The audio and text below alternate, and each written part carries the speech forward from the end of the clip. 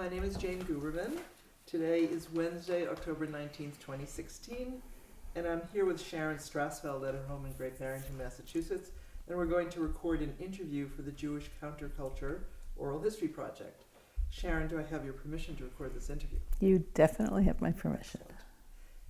As you know, today we're going to explore your experiences during the late 60s and early 70s, and particularly your involvement in Havurat Shalom, and the impact that the Havurat had on you personally in your life and also on the broader Jewish community.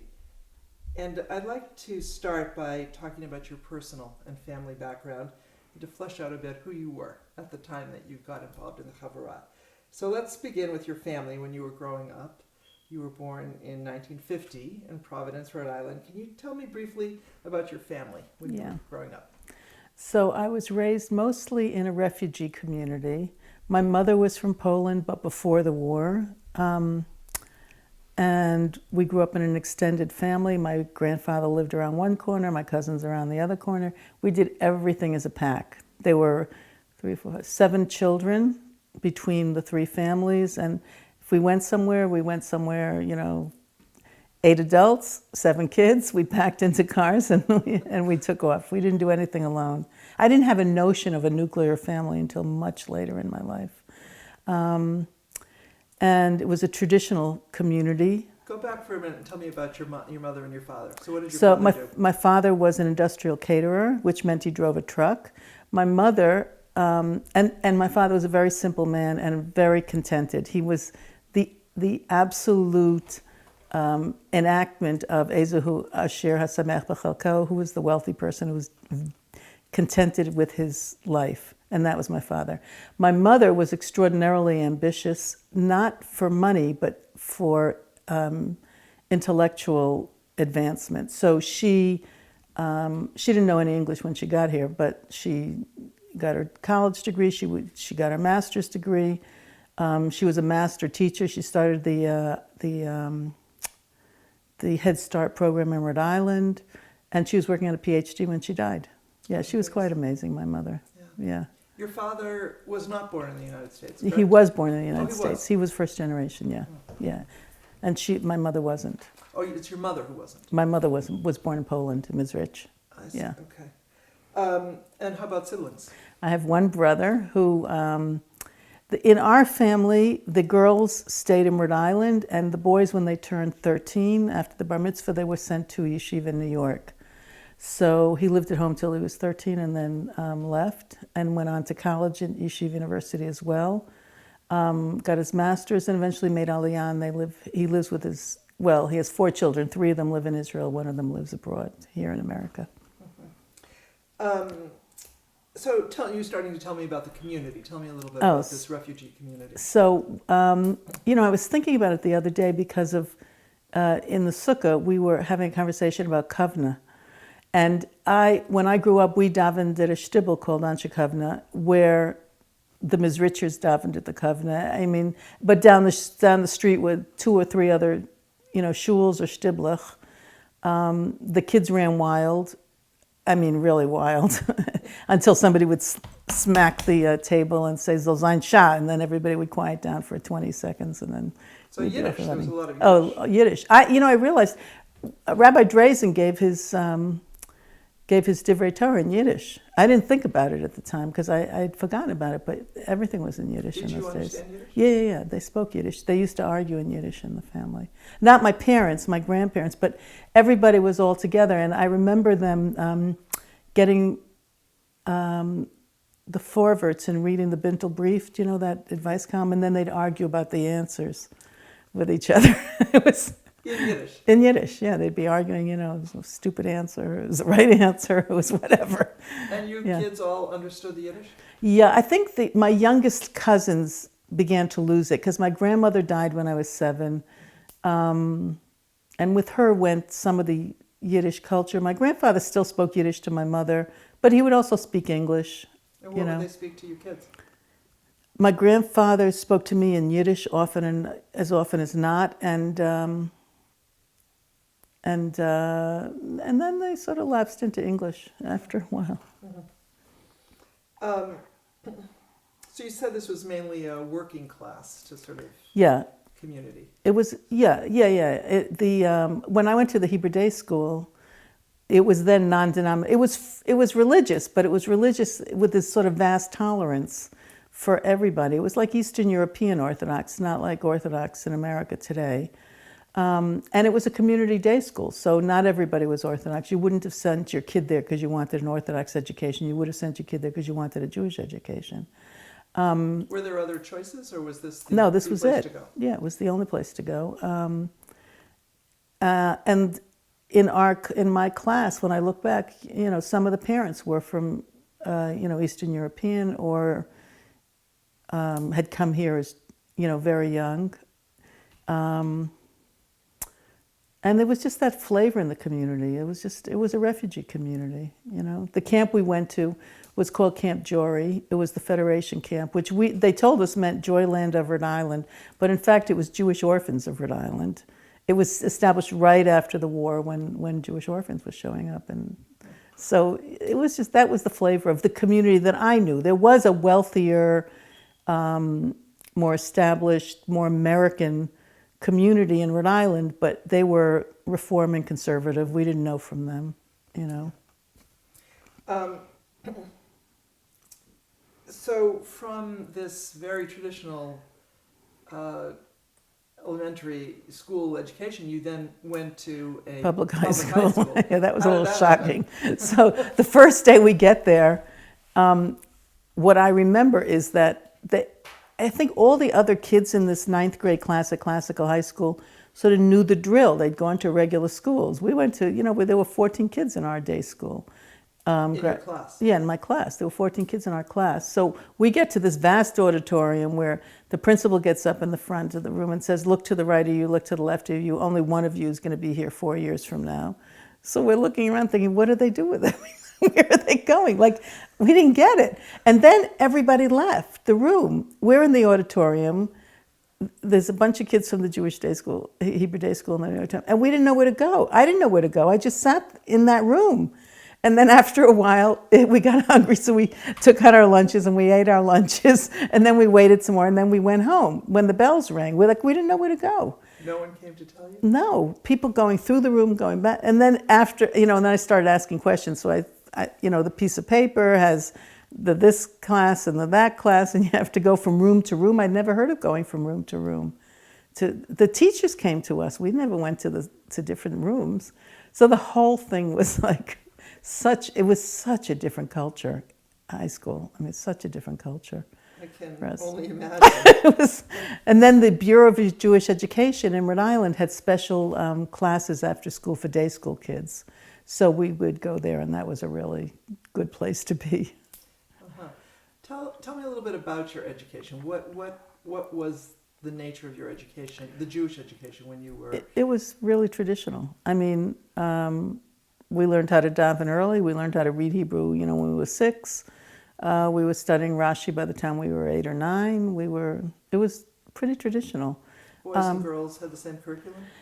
We weren't allowed to study Gemara, actually. But the cutest boy in our class... Meaning we the girls? We the girls. But we all wanted to be around the cutest boy in the class, so we petitioned, and they let us study Gemara then. They thought it was so wonderful that we could... I don't remember what they were teaching us instead, but anyway, we asked, and they said yes. Basically, the kids... we didn't run the school, but we didn't feel like we didn't have a voice at the Hebrew Day School. It was like a Jewish school where kids were, you could argue with the teachers. It was a different environment. And I get to Classical High School, and you have to stand up next to your desk in order to speak to a teacher. I never heard of anything like that. The whole thing was foreign. I mean, it was even worse when I got to Stern College, and the first day I was in the dorm, they called us all together, the freshmen, and they had a meeting with us about the rules in the dorm. You had to sign in by 9 o'clock, and my parents never did that. I could come home when I wanted, from the time I was a kid. I never heard. So she gets through this whole thing, and she said, are there any questions? And I raised my hand. She said, what's the question? I said, is this a joke, or is this for real? Like, I couldn't imagine having people sign in at 9 o'clock at night, and you weren't allowed to leave after a certain time. It just seemed so strange to me to treat adults like that. But whatever. You know, it was How did you like your education at at the Hebrew Day School, no at the at the Hebrew Day School, but and then also, at the Board of yeah, Education. yeah. Look, everybody hates their education, but we ran as a pack. The kid, you know, we played together. We saw each other in shul. We were just. I mean, I remember all the kids in my class today. I hadn't heard from one of the people in my class for probably 35 years. She just wrote to me. She had a real estate question. So I wrote her back. It didn't seem strange to me at all because it was a really early connection, and I've known her since she was 4 years old. You know, I'm 66, she's 66. She's a month younger than I am. And the Board of Education classes were for me like a homeroom. Like coming from this massive high school with football games and dances on Friday night and all, and a non-Jewish kid at one point when I was in ninth grade asked me to go to a dance with him on a Friday night, and I didn't even know where to start to answer him. Like, Friday night, a dance, a non-Jewish boy, like, it's like, it was so foreign, you know, the whole thing was so foreign. And then we'd go twice a week to the Board of Ed classes, and they were like, you know, the chevra was back together again studying, you know. So outside of this school, when you were in this Board of Education class, what were the most important Jewish influences in your life during high school? NCSY, for sure. What is NCSY was an Orthodox youth group, National Conference of Synagogue Youth. It's the Orthodox high school program, and it meant everything to me. It's where I found a home, where a lot of us found a home, by the way, from what felt pretty alien in high school. And there would be retreats every month. You know, retreats every month. Shabbatons, we called them. We didn't call them retreats in those days. And then we went to the regionals, and then we went to the nationals in the summer, and it was just an incredibly nurturing place. And everybody married each other. What did you find compelling about the vision that NCSY was? Oh, that's interesting. It was lots of singing and dancing, which I loved. The davening was very heartfelt. It was Orthodox. It was absolutely standard Orthodox. And I liked the learning. You know, we had classes, and they were always interesting. They had the best teachers they brought in. It wasn't what became later in Jewish life. You give the dregs to the high school kids, and then eventually you gave them nothing as we cut back. That wasn't the truth at NCSY. They gave the best of the upcoming rabbinical students taught for NCSY, and that was incredibly powerful. Did you yourself identify as Orthodox at that point? Oh, yeah, for sure. And throughout your childhood? Yeah. Well, I would have said traditional because rather than Orthodox, we would have said traditional. But yeah, that's what we were.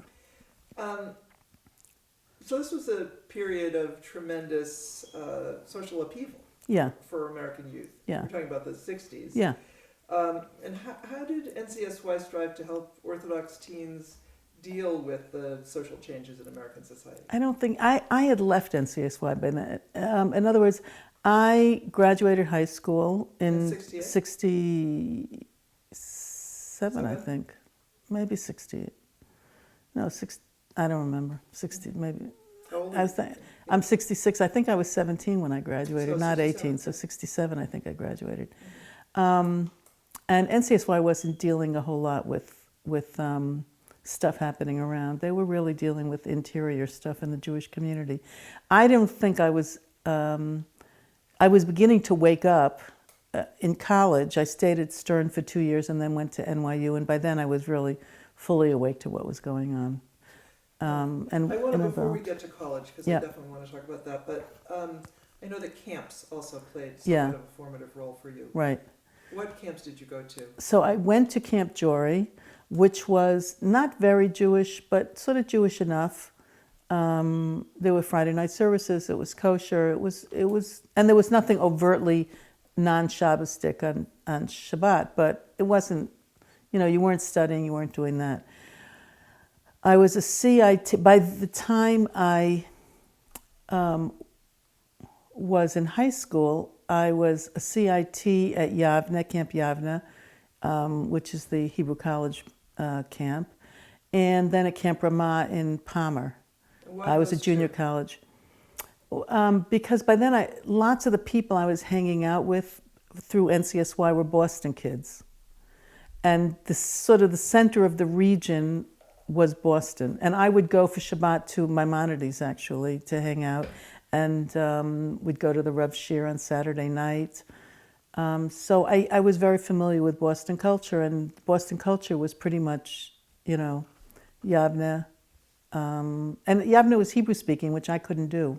So that was interesting to me.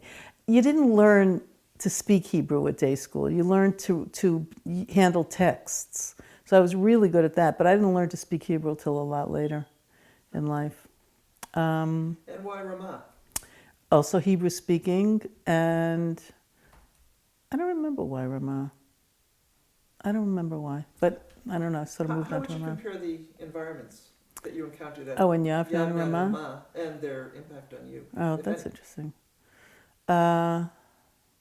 Yavne was much more rigidly Hebrew speaking than Ramah was, even in 1968. And was it trans-denominational then? Yeah, Sort of- yeah, but yeah.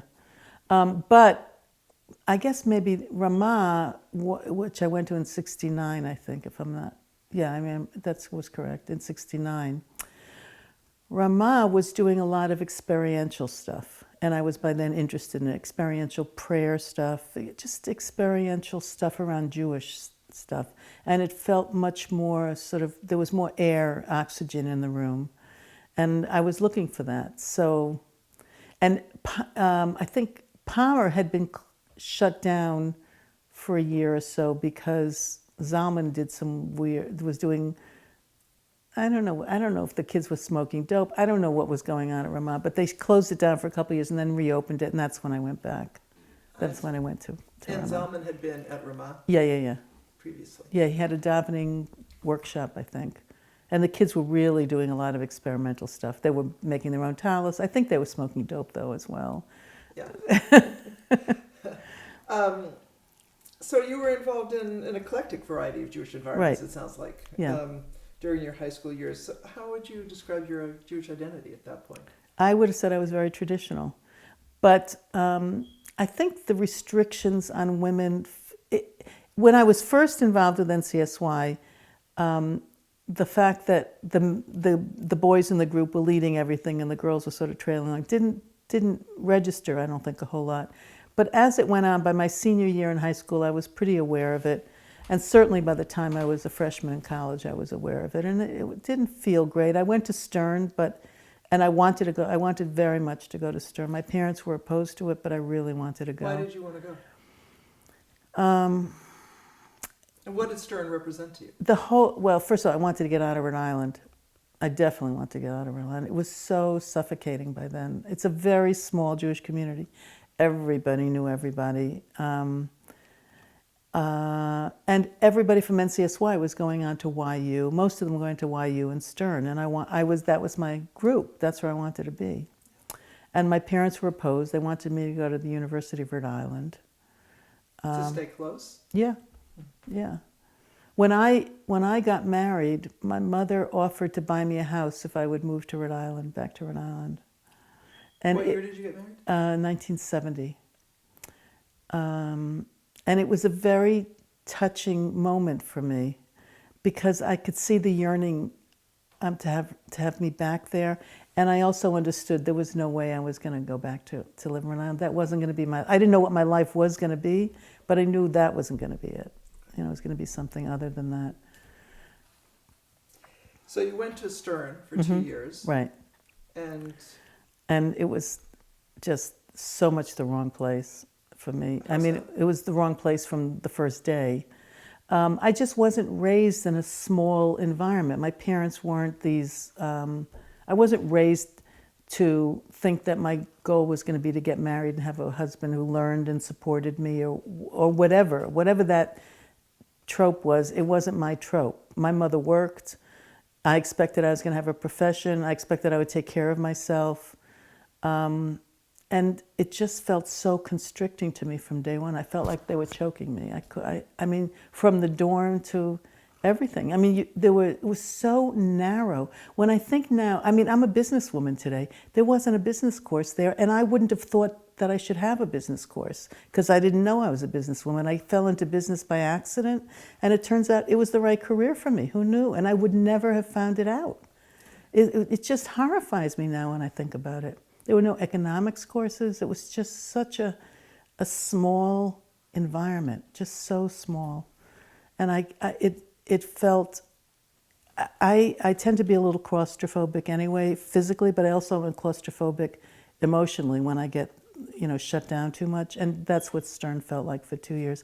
I stuck it out the second year, and I loved my teachers. There were some wonderful teachers there, just wonderful teachers. But the whole environment wasn't who I wanted to be in my life.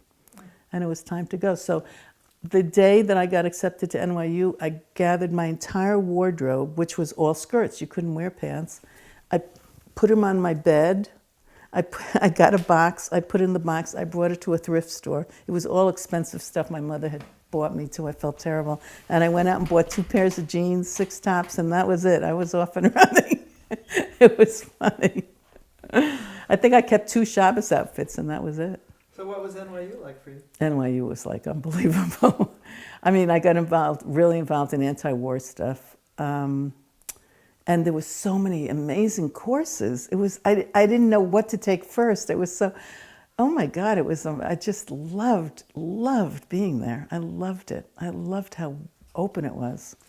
And yet you weren't there very long. No, I was there 1 semester because Michael Strassfeld and I got engaged. Where had you met? We met when we were 13 years old in NCSY. And had you been a couple through any of that time? we started, I think, to date the end of, maybe the end of high school, the beginning of college, and by then we were engaged. And I had to move to Boston because it didn't occur, I think it didn't occur to either one of us that he should move to New York. So Brandeis didn't have mid-year admissions at that point. It might today, but it didn't then. So I went to UMass, and I loved UMass. Yeah, UMass Boston, and I loved that too. It had just started. It was very entrepreneurial in those days. And I remember to graduate, you had to take a science course. And I could not absorb science. I'm sure it's because I have a block, because I'm not that stupid.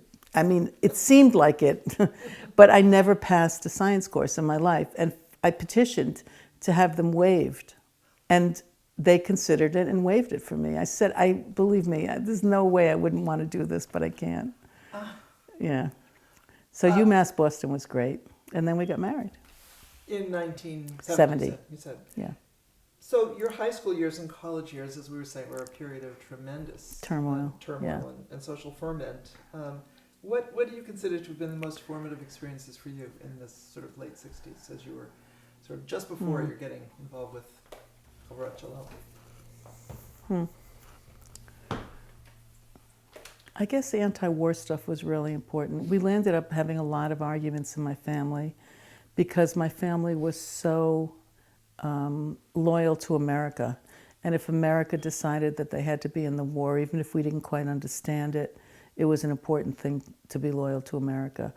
And, I was 1 generation removed from that thinking. And it just seemed to me so patently obvious this was a mistake. So there was that breaking away and that sort of wrench in the family. And I think what I came to understand was a tremendous feeling of power that I'd never felt before in my life.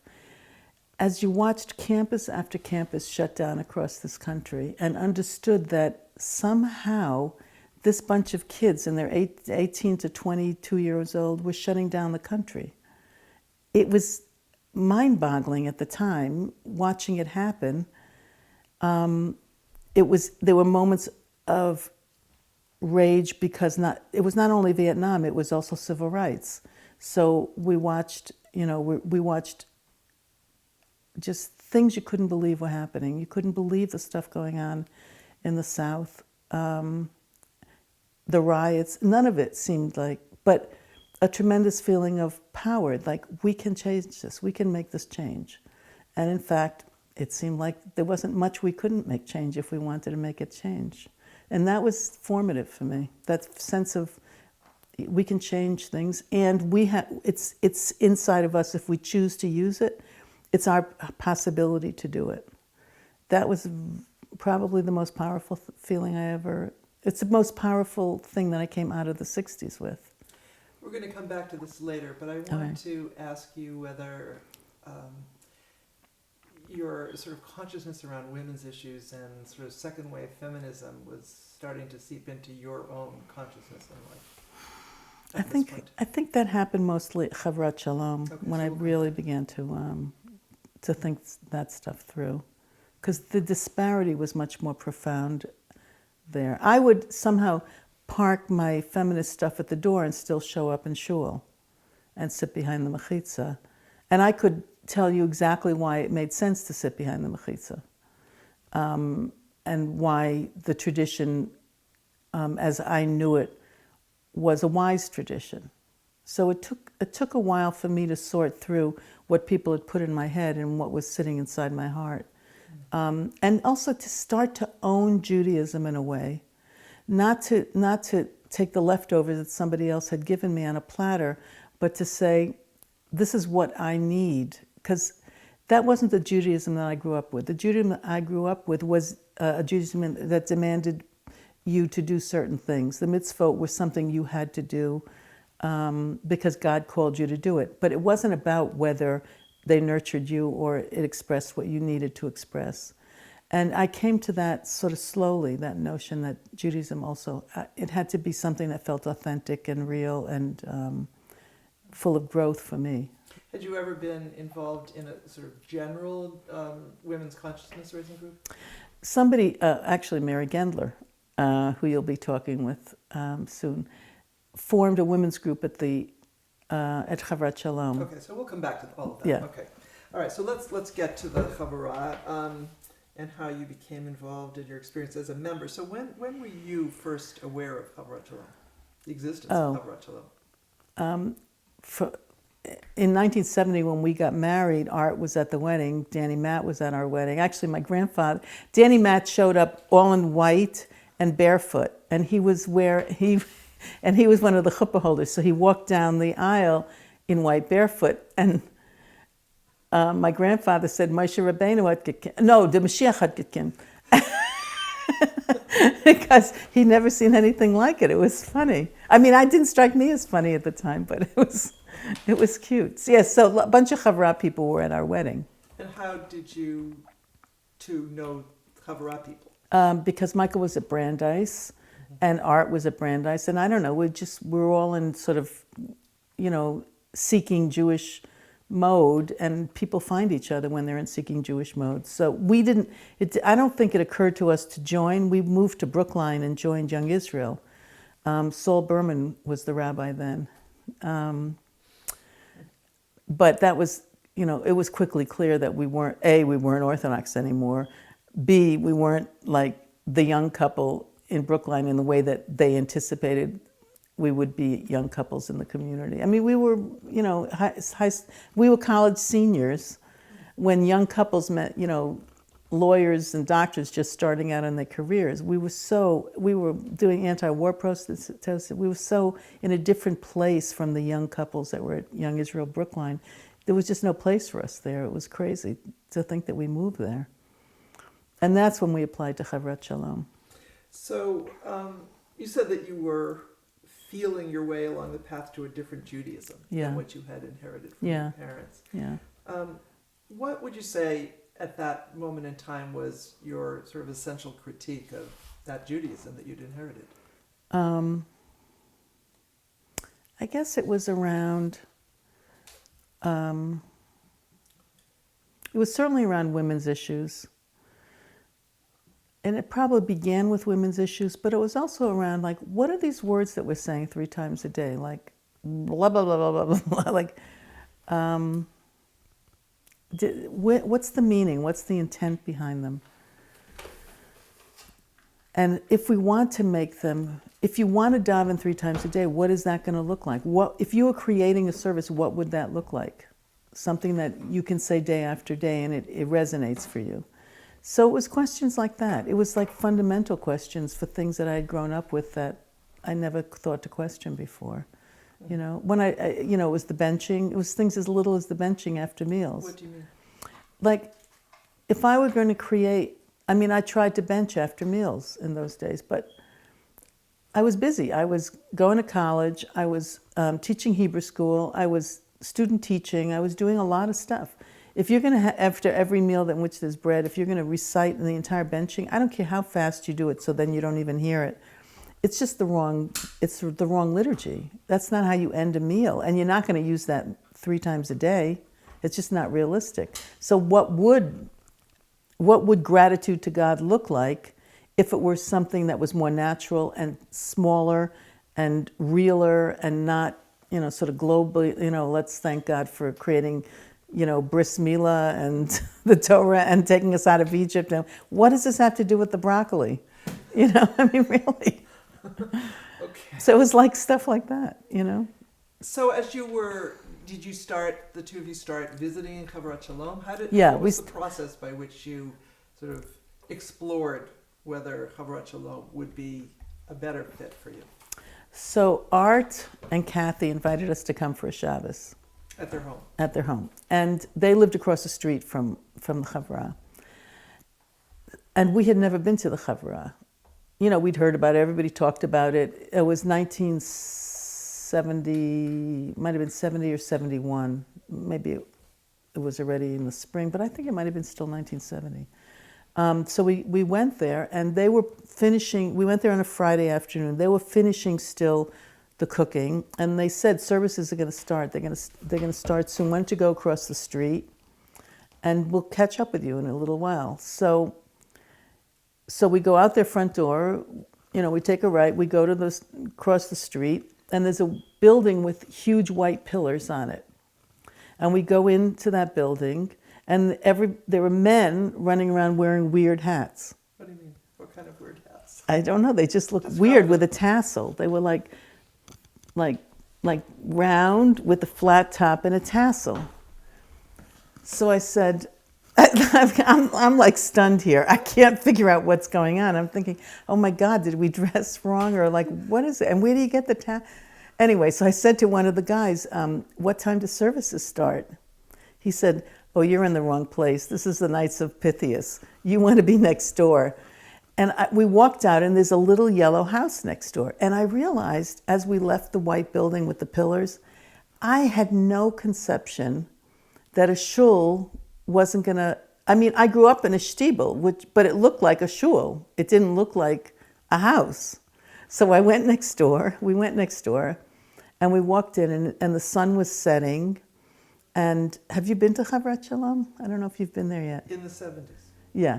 So then you know what it looks like. So the prayer room. Because I actually don't have that clear a memory. So we walked in the front door, and towards the back on our right was a room with a straw ark on the wall and cushions on the floor, no other furniture in that room. And people were quietly meditating on the cushions. So we went and sat down on some cushions sort of a little further back because we were going to watch what was going on. And people had just closed their eyes and were just meditating until the services start. So we did the same thing, and it was extraordinary watching. There were candles lit. There was no overhead light. There was no unnatural light. There were just candles. And then after a while, somebody began a very quiet nigun, and it was the most astonishing thing. It was exactly, I was home. I was exactly where God intended me to be. So I never looked back. I didn't want to leave that room. And how was the Shabbat dinner at? Oh my God, it was so crazy. When I think back now, so we probably got back to Art's house around 8 or 8:30, and we didn't start the meal till 11 at night. Why? They were singing, teaching. I don't know. It was stuff going on, and we finished probably 12:30, and I mean, it was just this languid. It was amazing. I mean, quite amazing. I mean, I was hungry by then, but it was. And the other guests were people from the Havurat? Yeah, there were other Havurat members. It was just. It shattered everything I knew, everything I understood about what was Jewish and what wasn't Jewish, how Shabbat went and how it didn't go, what davening was. It shattered everything. It was literally like standing there when Moses came down from and shattered the tablets and then had to rebuild the whole community from scratch. That's what it felt like. We just started from ground zero and began to reconstruct Judaism for ourselves. At that point, in 1971, it was the third or fourth year of the Right. Havurat. Were women able to be members in their own rights at that Yeah. point? Yeah. What was the actual process for you and Michael of becoming members? So we had to spend a Shabbat there. We had to meet all the Chaverim. And you had to, when the membership meeting happened, if you were turned down by 2 members, you weren't admitted. And plenty of people were turned down.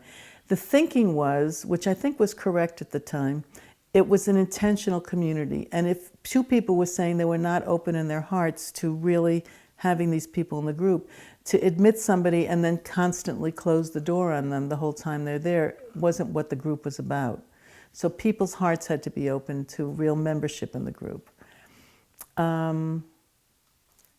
So we met everybody that weekend. Barry and his then wife were not there for that Shabbat. They were away. So Janet Holtz, but Janet Wolf. Yeah, I knew it'd come back to me. So we invited them to come for dinner to our apartment in Brookline a couple of weeks later because you had to have met everybody.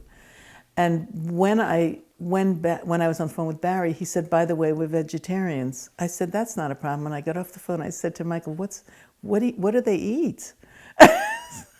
So he said, "I'm not sure." So we called, and somebody said, I'm trying to think if I called my brother. He said, "Yeah, they can eat pasta, they can eat rice, they can eat beans, they can eat vegetables." And I said, "Side dishes?" I had no notion, like no chicken, no fish, no brisket. What are they going to eat? I don't get it. But we made like a meal, and then we were admitted. And it turned out like half the group was vegetarians. But people liked to come to our house because we had chicken. Did you have to write anything, or it was all through these conversations? No, it was all through conversation. It was through one-on-one conversations and how you interacted with people. Okay. What did you understand yourselves to be committing yourselves to? Oh my God, it was huge. Members? It was huge. First of all, it cost $500, which was an enormous sum of money in those days. Or no. I don't know. I don't actually remember. I don't remember that. But we were earning, I want to say, $4,800 for the year or $5,000 for the year. So that was like a hugely enormous sum of money. But we didn't think about it. The building had to be supported. The group had to be supported. Secondly, you had to take 2 classes every year. Every year or every semester? Every semester. There were communal meals once a week. There was meeting once a week. There were retreats at least 4 times a year. Shabbat services, Friday night. And there was an expectation that you would volunteer to do stuff. Cleanups and planning stuff. And so it was very clear this was going to be the center of your lives. This community was going to occupy the center in the middle of your life. So you had to really be prepared to do that. And it was amazing, actually. So I want to look at some of the key components of the Havurat. I want to look at this notion of community first. How would you describe the Havurat's notion of community at the point that you got involved? You mentioned that it was a small intentional community. What did that mean? It meant most of your social connections were in the group. If we wanted to go to a movie, you'd probably end up calling somebody in the group to see if they wanted to go. If you landed up in a project, you'd probably be doing it with people in the group. It just became your sort of natural extended family, this group. There were, there were factions is the wrong word. There were alliances and stuff in the group. It was like a normal social community. How big was the community? And can you describe somewhat of like who made up this community at the point that you joined in 1971? Joined with us was Alan Lehman and Michael Paley joined then.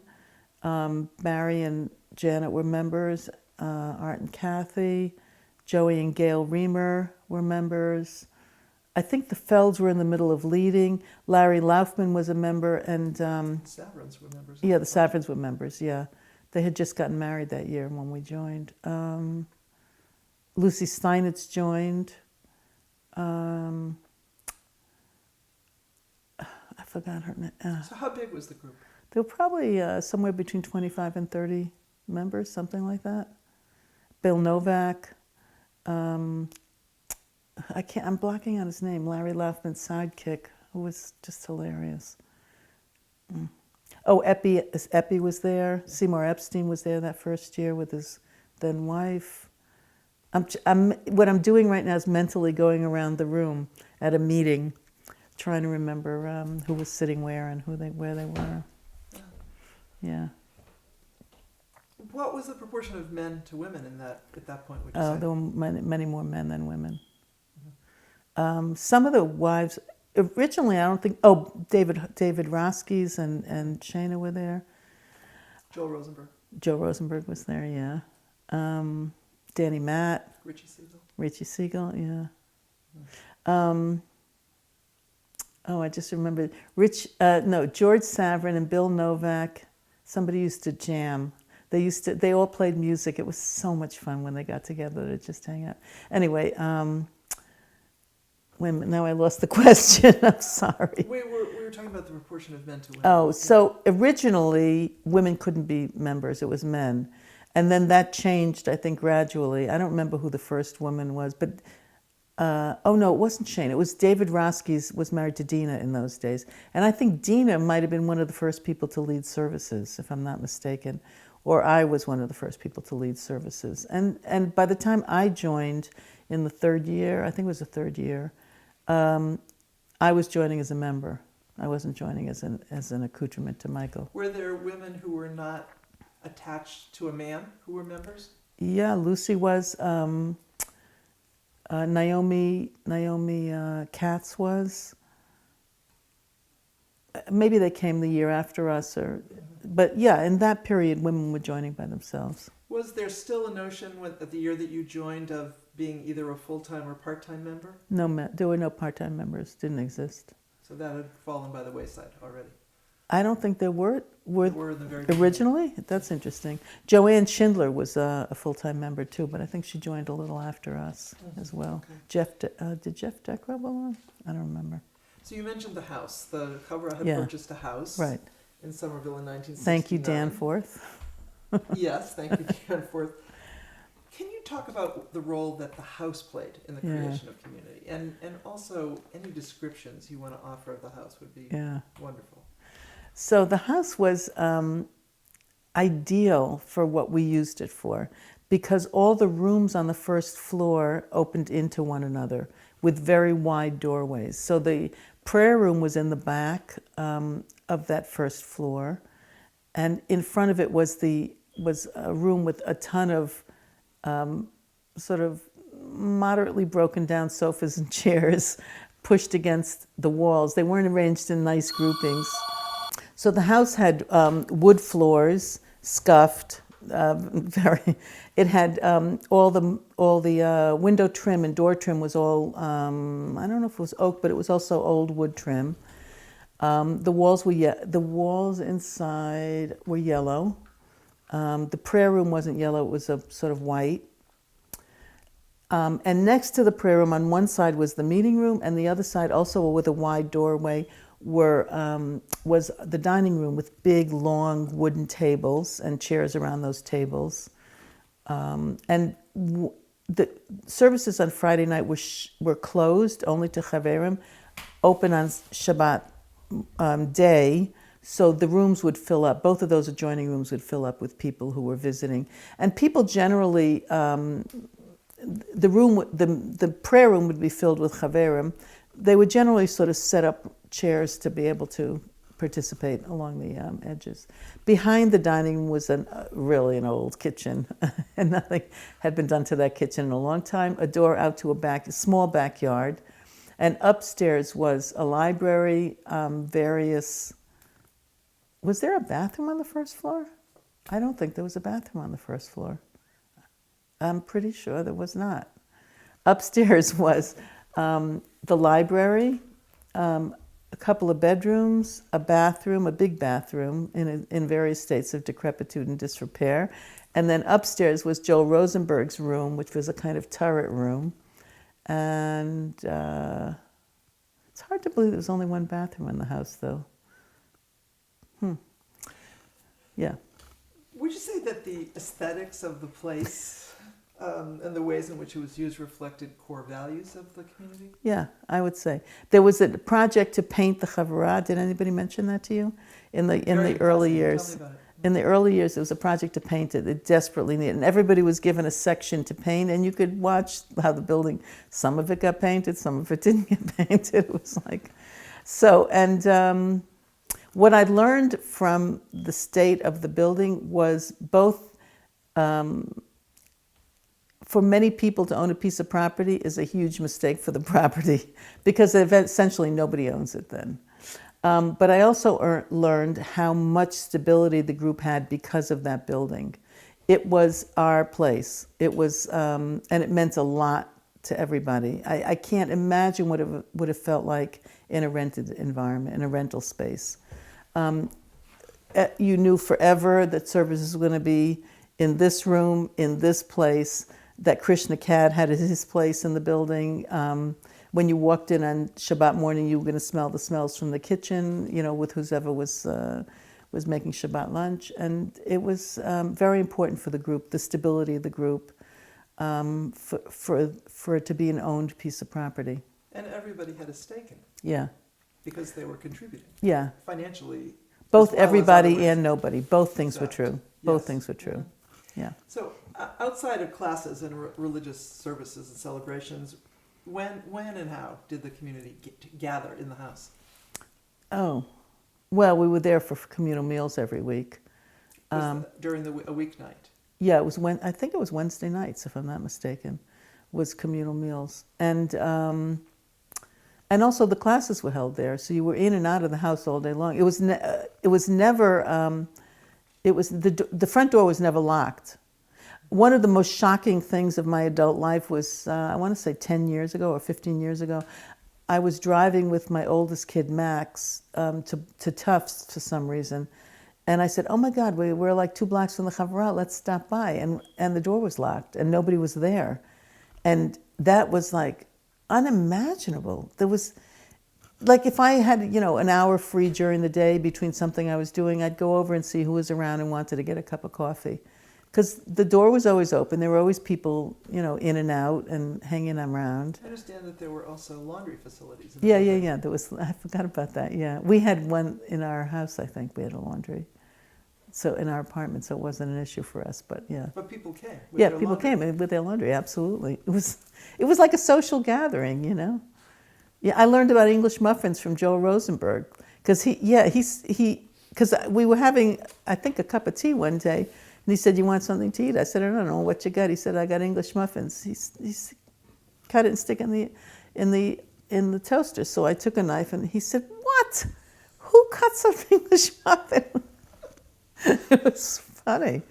I mean, I learned a lot of things from people in the Havurat, Danny Matt taught me about artichokes. You didn't have that in Eastern Europe. We didn't know from artichokes.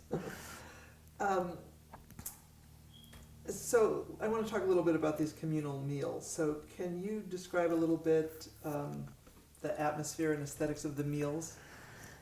I mean, they weren't haute cuisine, that's for sure. They were like often like gloppy rice dishes, but it was like everybody's. It was, you know, always this array, and it was always vegetarian. Why was that? Because there were so many vegetarians in the group, it just became the norm of the group. We didn't have meat for anything, for any communal meals. And then every so often somebody would try out new recipes, and then you'd have like a whole new taste experience. They were fun. They were really fun. I mean, and we like, I remember there was a retreat once where we had a silent meal. Actually, there was a communal meal where we had a silent meal, which was because we were trying out different things. Then we had a meal where you had to feed the person next to you. You couldn't eat your own food. You were fed by the person next to you. What was the purpose of doing a silent meal or that kind of feed the person next to you meal? So there's some kind of midrash, and I don't remember what it is, what the midrash was, about in heaven. I think I don't remember the midrash. Art would probably remember it, about being fed by the person who takes responsibility for you. Yeah, something like that. Yeah. So we did that. It wasn't successful. And it wasn't a group that tended naturally towards silence when we were all together at a meal. It was naturally towards silence in davening. There was real respect for the nurturing quality of silence in davening. But once you left the davening room, silence wasn't the norm of the group. So a silent meal was not. I mean, everybody was sort of looking at everybody else, thinking comments they wanted to make and couldn't the whole meal. Were the idea of doing a silent meal drawn from sort of Eastern other kinds of philosophies that were also they were in vogue in lots of and ways? People were experimenting with all kinds of things, yeah. Mm-hmm. Also, we did, we experimented a lot with what was floating around in the culture. We did co-counseling. Richie Siegel set it up, and we did that for a while. We did encounter groups with the whole group a couple of times, excruciatingly painful. So we were sort of borrowing from lots of different cultures around us. To see what worked and what stuck, fit. Yeah. And what fit. Yeah.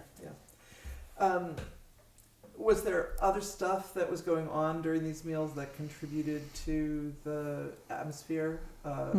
Music, pot, anything else? That's a good question, and I don't honestly remember. I don't remember. Mm-hmm. I remember like a lot of chaos and everybody showing up and dishes over the tables and somebody's, whoever was in charge of setting the table and then cleaning up. But I don't remember. I don't think it was more than that. It wasn't. I don't know if the meetings were right after the communal meals. I don't remember. Were there any agreed upon practices or thinking even about kashrut, given that these were vegetarian meals in particular? Oh, I think the assumption was that people were kosher, at least in their homes and in the Havurat. But I don't know that it was an overt conversation. I don't remember a conversation about kashrut. Speaking of meals in people's homes, the Havurat was known as the, quote, Shabbat inviting community. Right. So which meals did people tend to invite others to their Always homes? Friday nights. Friday nights. You could invite people for Shabbos lunch, but it was always tricky because everybody wanted a nap, and then you had these people at your table. We would have people for Shabbat lunch, but Friday night for sure everybody had. Especially sometimes somebody had broken up with somebody and they were by themselves, so somebody always invited, make sure that everybody had a Shabbat meal with somebody in one of the Chaverim. Yeah. So did some people tend to take on the role of invitors and inviters, and some people were more invitees? Yeah, probably. Yeah. Uh-huh. Like I don't think Bill Novak had a lot of people over. He was it more couples and single people kind of? Yeah, but a divide? Yeah, probably. Mm-hmm. Where were you and Michael in this? We lived right across the street from the Havurat. So you'd grown up in a traditional family where extended relatives gathered, it sounds like, for Friday night dinners. How did these Erev Shabbat meals at Havurat Shalom compare to the ones that you'd grown up with? Oh, they were. everything about Havurat Shalom was like Me'ein Olam Haba. It was just a taste of the world to come. I don't know how else to describe it. Every so often I think to myself, maybe I'm romanticizing it. Maybe it wasn't that wonderful when I was actually living it. But then when I'll be together with the Pele, the reason I think that's not the case is because among the people that are the dearest to me to this day are people from Havurat Shalom, the Pele's, the Layman's, the Greens. Those are people I see regularly. I care about them. I'm in touch with them. And they experienced it the same way I did. It's not like we're romanticizing it. It was incredibly powerful and nurturing, and it formed the basis of everything I came to understand about Judaism and about the Jewish community. And Shabbat meals were sometimes banal, but most often like wonderful. The conversation was wonderful. The classes were wonderful, and some of that conversation spilled over into Friday night dinner talk. Was there singing in general? Yeah, there was singing, and people plugged into each other's lives a lot, and that meant a lot. None of us were living near family, and this was family. This was really family, and it's the same family to this day. So to look at another angle of this experience, I want to look at community meetings and the sort of incessant group processing that everybody also talks about as a salient memory in their experience. Do you have memories of that group processing and how that took place, when and how it took place? Yeah. So on the one hand and on the other hand. So on the one hand, the group processing gave me a language for how to unpack what was happening in a group. This was a group of very intelligent, very thoughtful people and very psychologically aware people. And for example, even the comment that people made about being open to chaverim as a requirement for membership was very thought through. On the one hand, you could say, yeah, they blackballed people, but there was a deeper understanding about what that process was that was going on, and you had to be respectful of that. So I learned an entire language that I'd never had access to, and I learned it in that group, and I never unlearned it. What were some of the elements of that language, or the tools and resources that you got from that process? So the group people that were speaking often spoke slowly and thoughtfully about what they were unpacking in response to an issue that was on the table. It wasn't a shoot from the hip and shoot your mouth off. It was a slower process, and people responded in a slower way. There could be silence in the group for a little while whilst everybody digested what somebody had just said before somebody else spoke. I'd never seen that before in a group. I'd been in a lot of groups in my life, but I was never in a group that was as respectful as this group was and as thoughtful about where it was trying to get. On the other hand, the group could do its entire process very slowly. Art Green would stand on the outside and listen, and then at the end come in and say something, and that's the way the group would go. Now, often it went that way because what he was saying managed to coalesce a lot of the direction we should be going in any case. But he was also a powerful figure and a directive figure, and I think his own struggle was leashing that power and not using it indiscriminately in the group. And he was good at that. So both things were going on. But for me, acquiring the language of trying to understand what was underneath responses to things was very important.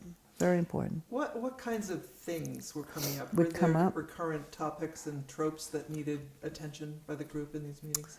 I mean, it could be everything from what themes are we gonna have for our next for the Shavuos retreat, and how are those gonna get played out? Were we gonna invite non-chaverim to come on a retreat? That was always a big issue about when the group was open, when the group was closed. I remember a particularly painful meeting when a couple who were both in business school at Harvard applied for membership. They had come every Shabbat for many years, and the group voted them down because they were in business school. And I mean, I wasn't interested in business at that point. I just thought they felt that they wouldn't fit into the group. And I understood the thinking because there was nobody, I mean, we thought business was a joke. And, you know, Bella Halpern's father came to visit us one Shabbat, came to spend Shabbat with us, and offered to buy chairs for the entire building.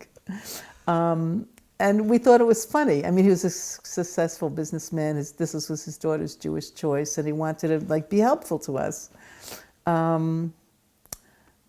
But in some ways, it was not an open group. It wasn't, we had our standards of what was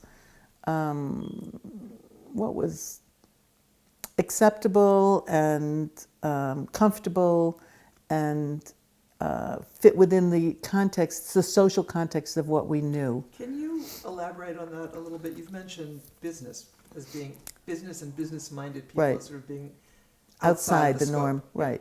What else? I think money was uncomfortable for a lot of people. You know, there were people in the group who came from families with money, and people were always a little uncomfortable around. It was a bit of a joke in the group. That kind of stuff. I mean, it was a high-minded group. It was anti-war. It was exactly the values of the '60s played out. American counterculture. Right, American counterculture, and those kinds of issues didn't fly. Were the meetings structured in a particular way, and was there leadership within this group? How did issues of authority sort of play out? So, when you just asked the question, I'm trying to remember, how did the meetings run even? Who was in charge of them? I guess somebody must have had an agenda, so we knew what was going to be raised, or they were being raised, with somebody for a reason. But I don't remember somebody being in charge. There was a group that was more central to the inside of the group, and I think those people knew who they were, and we knew who they were. But it was never in and out kind of way. It was just people with more authority, who took more responsibility sometimes, like that. What gave them the authority? I think the group did. When you and I spoke before, and I said Barry Holtz was our group historian, he fell into that role. He could, if we were arguing, or trying to work through an issue, he would say, well, 4 years ago, when we had this issue come up, this is what we decided, and this was why. And that was very useful information to have. None of the rest of us had it. And people had their different roles in the group. Bill Novak would bring interesting people to speak to us every now and then. People just the thing that was wonderful about the group was whatever area you were gonna flower in, there was a place for that in the group. If it was music, there was going to be a place for you. If it was culinary, there was going to be a place for you once you were accepted. And that was a wonderful part of this group. Yeah. What about women's roles at this What point? about that? And I don't want to get into women in ritual and in public worship yet, but did women have, where was their sort of status and role in the group, and what kind of voice did women have in these kinds of communal decisions and discussions? So my experience in the Havurat was that women's voices were not suppressed, but they were not heard as powerfully as men's voices were. I don't think I'm looking back and coloring it. I think that was accurate. I didn't feel unfree to say whatever I wanted, but I knew in the end that decisions were going to be made probably by Art and Barry and to a certain extent George. Bill Novak might speak, Michael Strassfeld might speak. Danny Matt could say something, but those are the voices that were going to resonate most powerfully for people in the room. But on the other hand, I didn't feel disrespected. It was a weird balance. If I had something to say, I felt like people listened to it. If I spoke in a class, I felt like people heard what I had to say. But I don't feel like I was ever a decisor and a deciding voice in the group. And I don't feel it's because I was leashing my power. And I feel like in groups that I've been in since that time, that wasn't the case. But I think as we got older and things changed culturally, I think the Havurat probably would have changed. In other words, if the Havurat I was in 1980 instead of 1971, I think I would have been heard differently. Yeah. So this was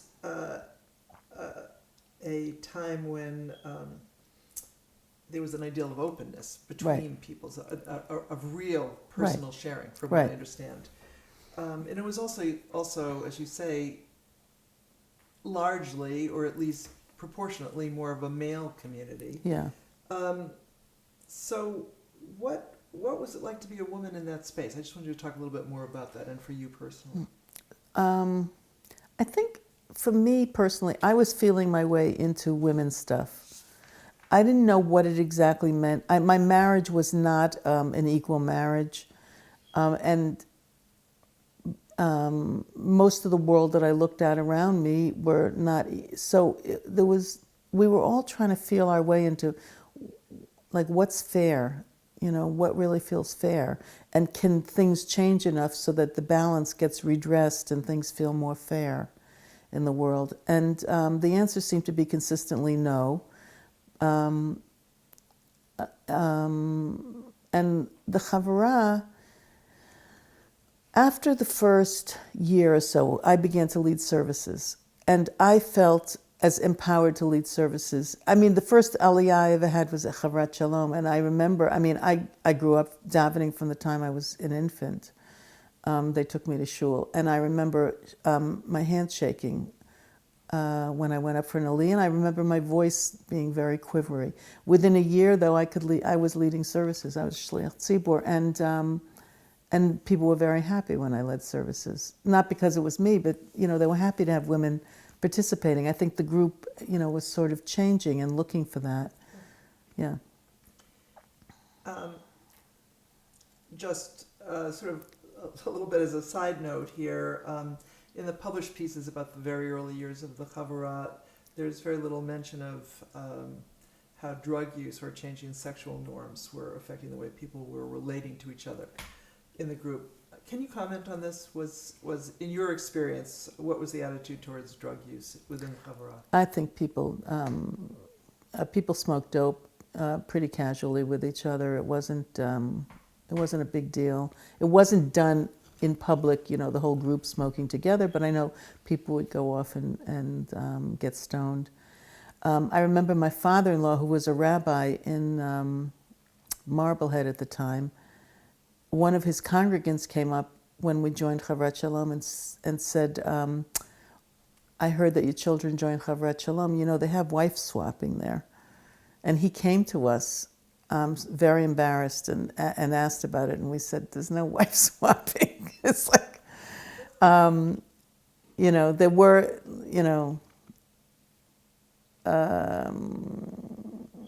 I think people were exploring sexual boundaries in those days.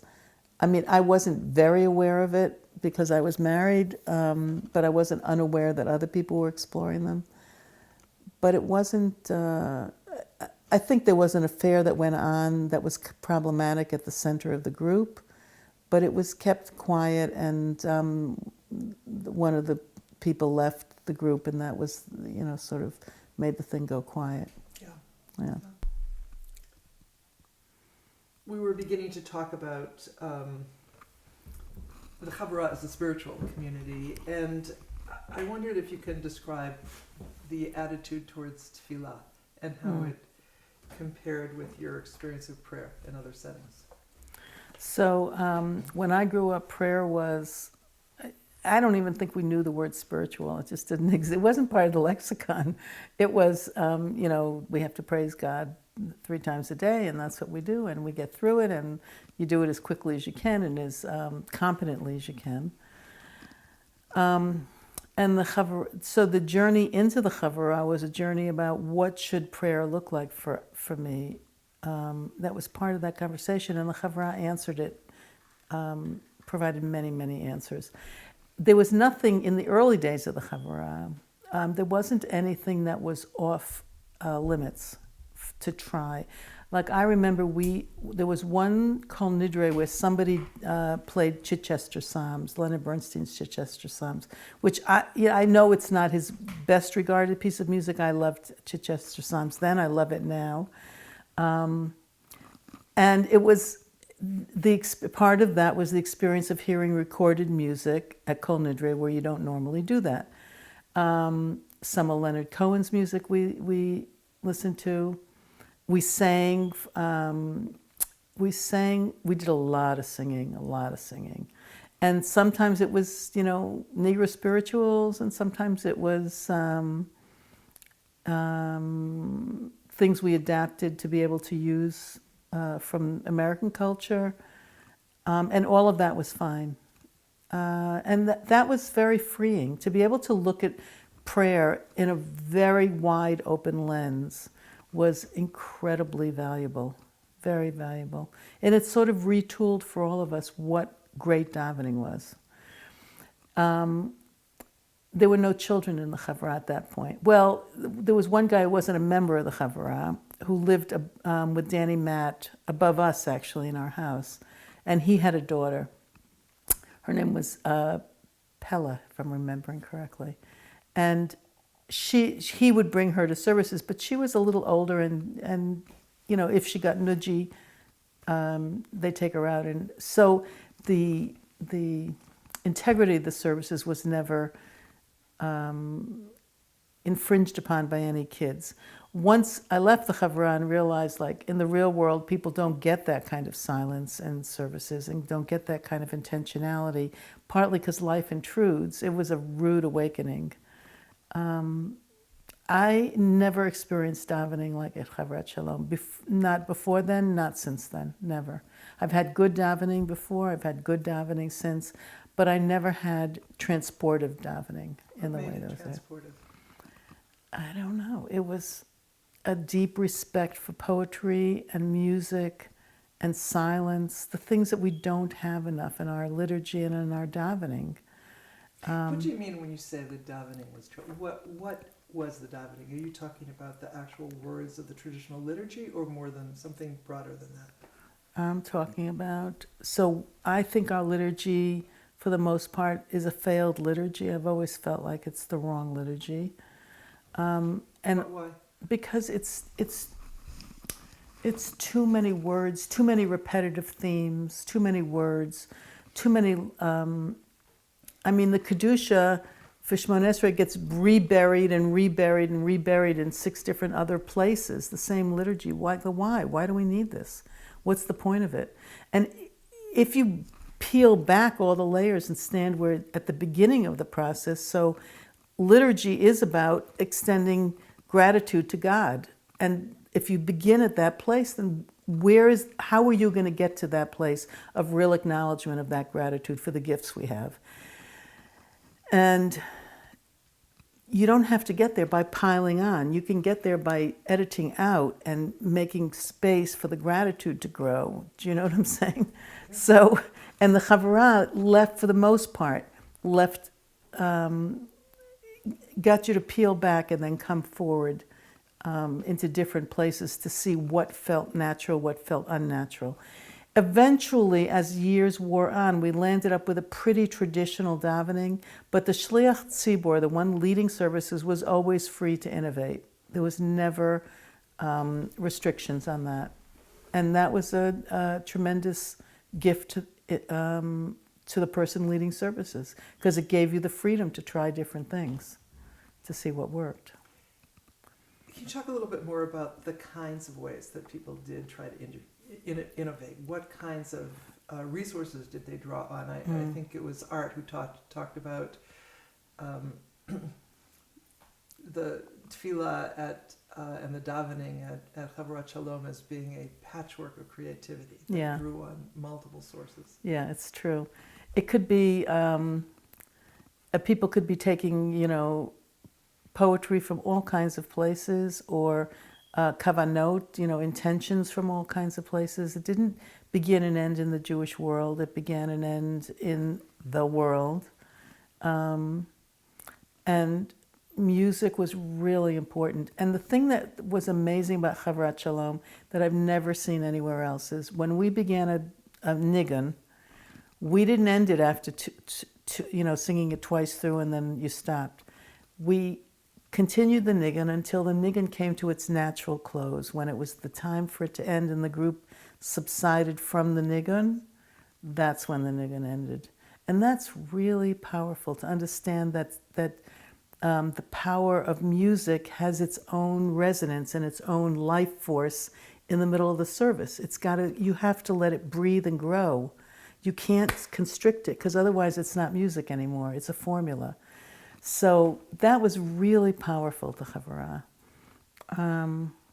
Someone mentioned that, I think it was Alan Grossman, professor at Brandeis, came and gave he came and taught a talk on the relationship between, was it liturgy and poetry, or prayer poetry? Were you there? I was there for that. And who else came? Bill Novak, I think, invited Alan Grossman, but he invited. He was also somebody's graduate advisor. Yeah, and I don't remember whose it was. Maybe it was. No, Barry was a Tufts. I don't. George. I don't remember. I really don't remember. But at any rate, I had the sense from what someone said that helped make a distinction between poetry and liturgy. Yeah. Not all poetry works. Right. As liturgy. Right. I remember that. What in your memory, what did work and what didn't work? What made something work? Lots of things didn't work. Lots of things didn't work, but you didn't. But the good thing was the group was incredibly patient. So you didn't acknowledge that it didn't work until later when it was all over, and then people would debrief with each other about it and figure it out.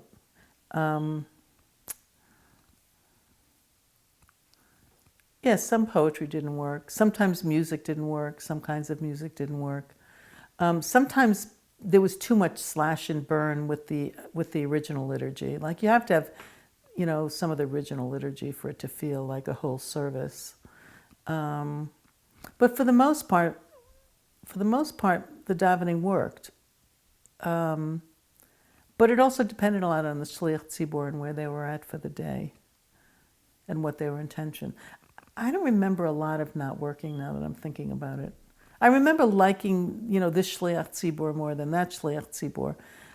But what made something work, do you think, as you look back on it now? And were there things that worked so well that they got institutionalized?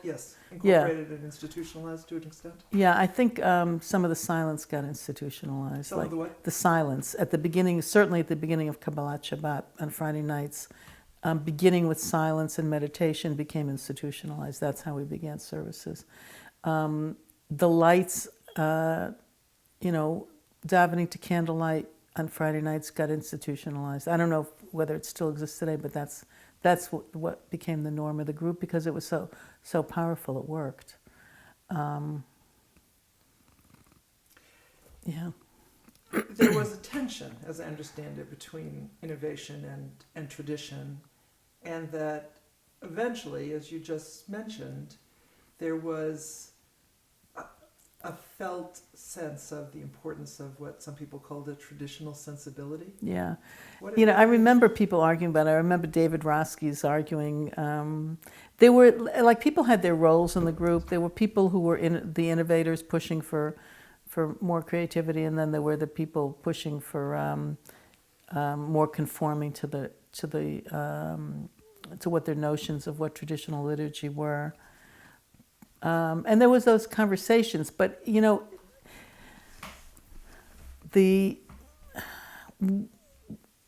it struck me, by the way, in every minyan I've belonged to since, you have like the people who are the traditionalists who want things to be the way they're supposed to be and the way they were and the way they remembered them or they wanted to remember them.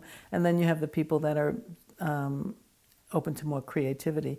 And we had those conversations, but once the Shliach Tzibur walked into the room, they led the service they wanted to lead.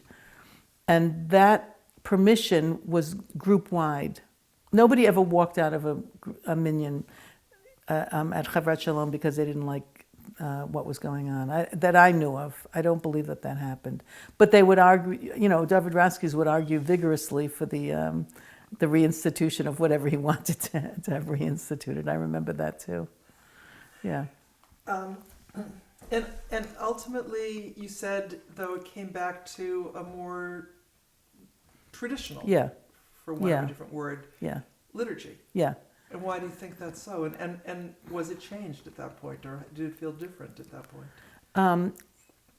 The things, what was different is we never ever raced through davening. We weren't trying to cram as much as we could into the 2 hours or 2.5 hours we were going to be in that room. So the pace never changed. It was always a slower pace of davening, and you didn't get points for being the fastest to finish Aleinu. So that, by definition, meant that there were lots of things omitted from the liturgy. In Pesukei de Zimra, for example, there was lots and lots of psalms that were skipped, but the ones that were done with kavanah and seriously.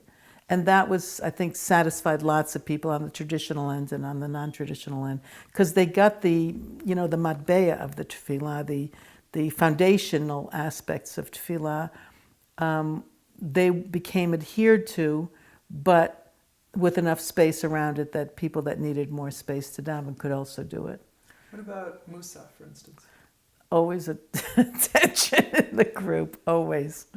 It was full Torah reading. There were certain issues that were always, coming up and revisiting. And so those are two. You said full or not Torah reading. Yeah. Musaf or not. Right, Musaf or not.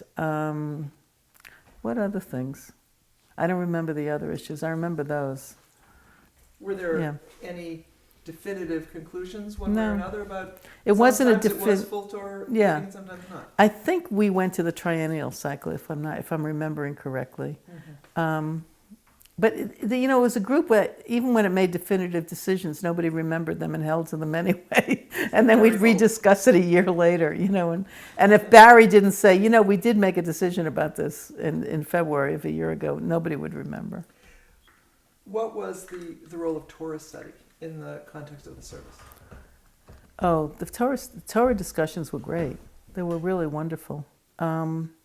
Was this something new for you? Had you experienced that before? I had experienced Torah study, but not in the context of the shul, of a shul experience, service, of a service. Yeah, so it was new for me, and it's one of my favorite ways to experience Torah study is in the context of the laning.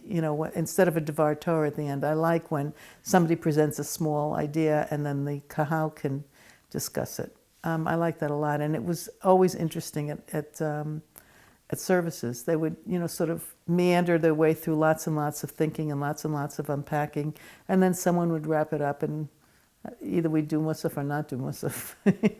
What do you remember about the kinds of approaches people took to Torah interpretation of the parsha, and what role did sort of relating the parsha to contemporary issues have within the discussions generally? I can't really speak to that because I don't have a strong memory of it. I do remember that people did bring up contemporary issues, but as often as not, the conversation was about the text itself and about midrashic material around the text and the characters within the text. I think trying to unpack the characters within the text. I remember they were very rich. The conversations often were very rich. but I can't tell you why or who led them. Or Did you ever lead? No, never. It wasn't my thing. I would lead services. I didn't lead Torah discussions. So you said that when you first came, how far into your membership was your first aliyah? Oh, within the first year, for sure. And I was leading services by the end of the first year, I believe.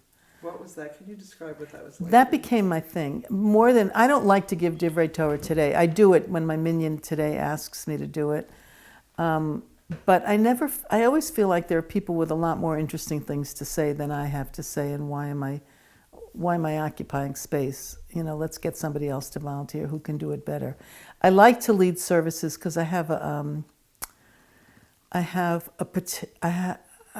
I've spent a lot of time thinking about what makes a good shliach tzibur and what doesn't make a good shliach tzibur, what the group needs from you in order to lead them. And what can you say a few words about that? Yeah, I think partly the group needs you to feel centered in your place. They need to know that you're comfortable leading, because if you don't feel comfortable, they absorb your anxiety about it, and they can't daven if they feel your anxiety. So your job is to bring yourself back into that place of feeling secure and safe in what you're doing, and let everybody around you feel safe and go on that place with you. And also, you can't occupy so much space that you take away the autonomy of people to have their own davening. You can't be sort of a larger-than-life character if you're going to be a good shliach tzibur. You need to, know when to pull yourself back and let people move forward. And wait a minute, there was something else that I feel strongly about. It'll come back to me.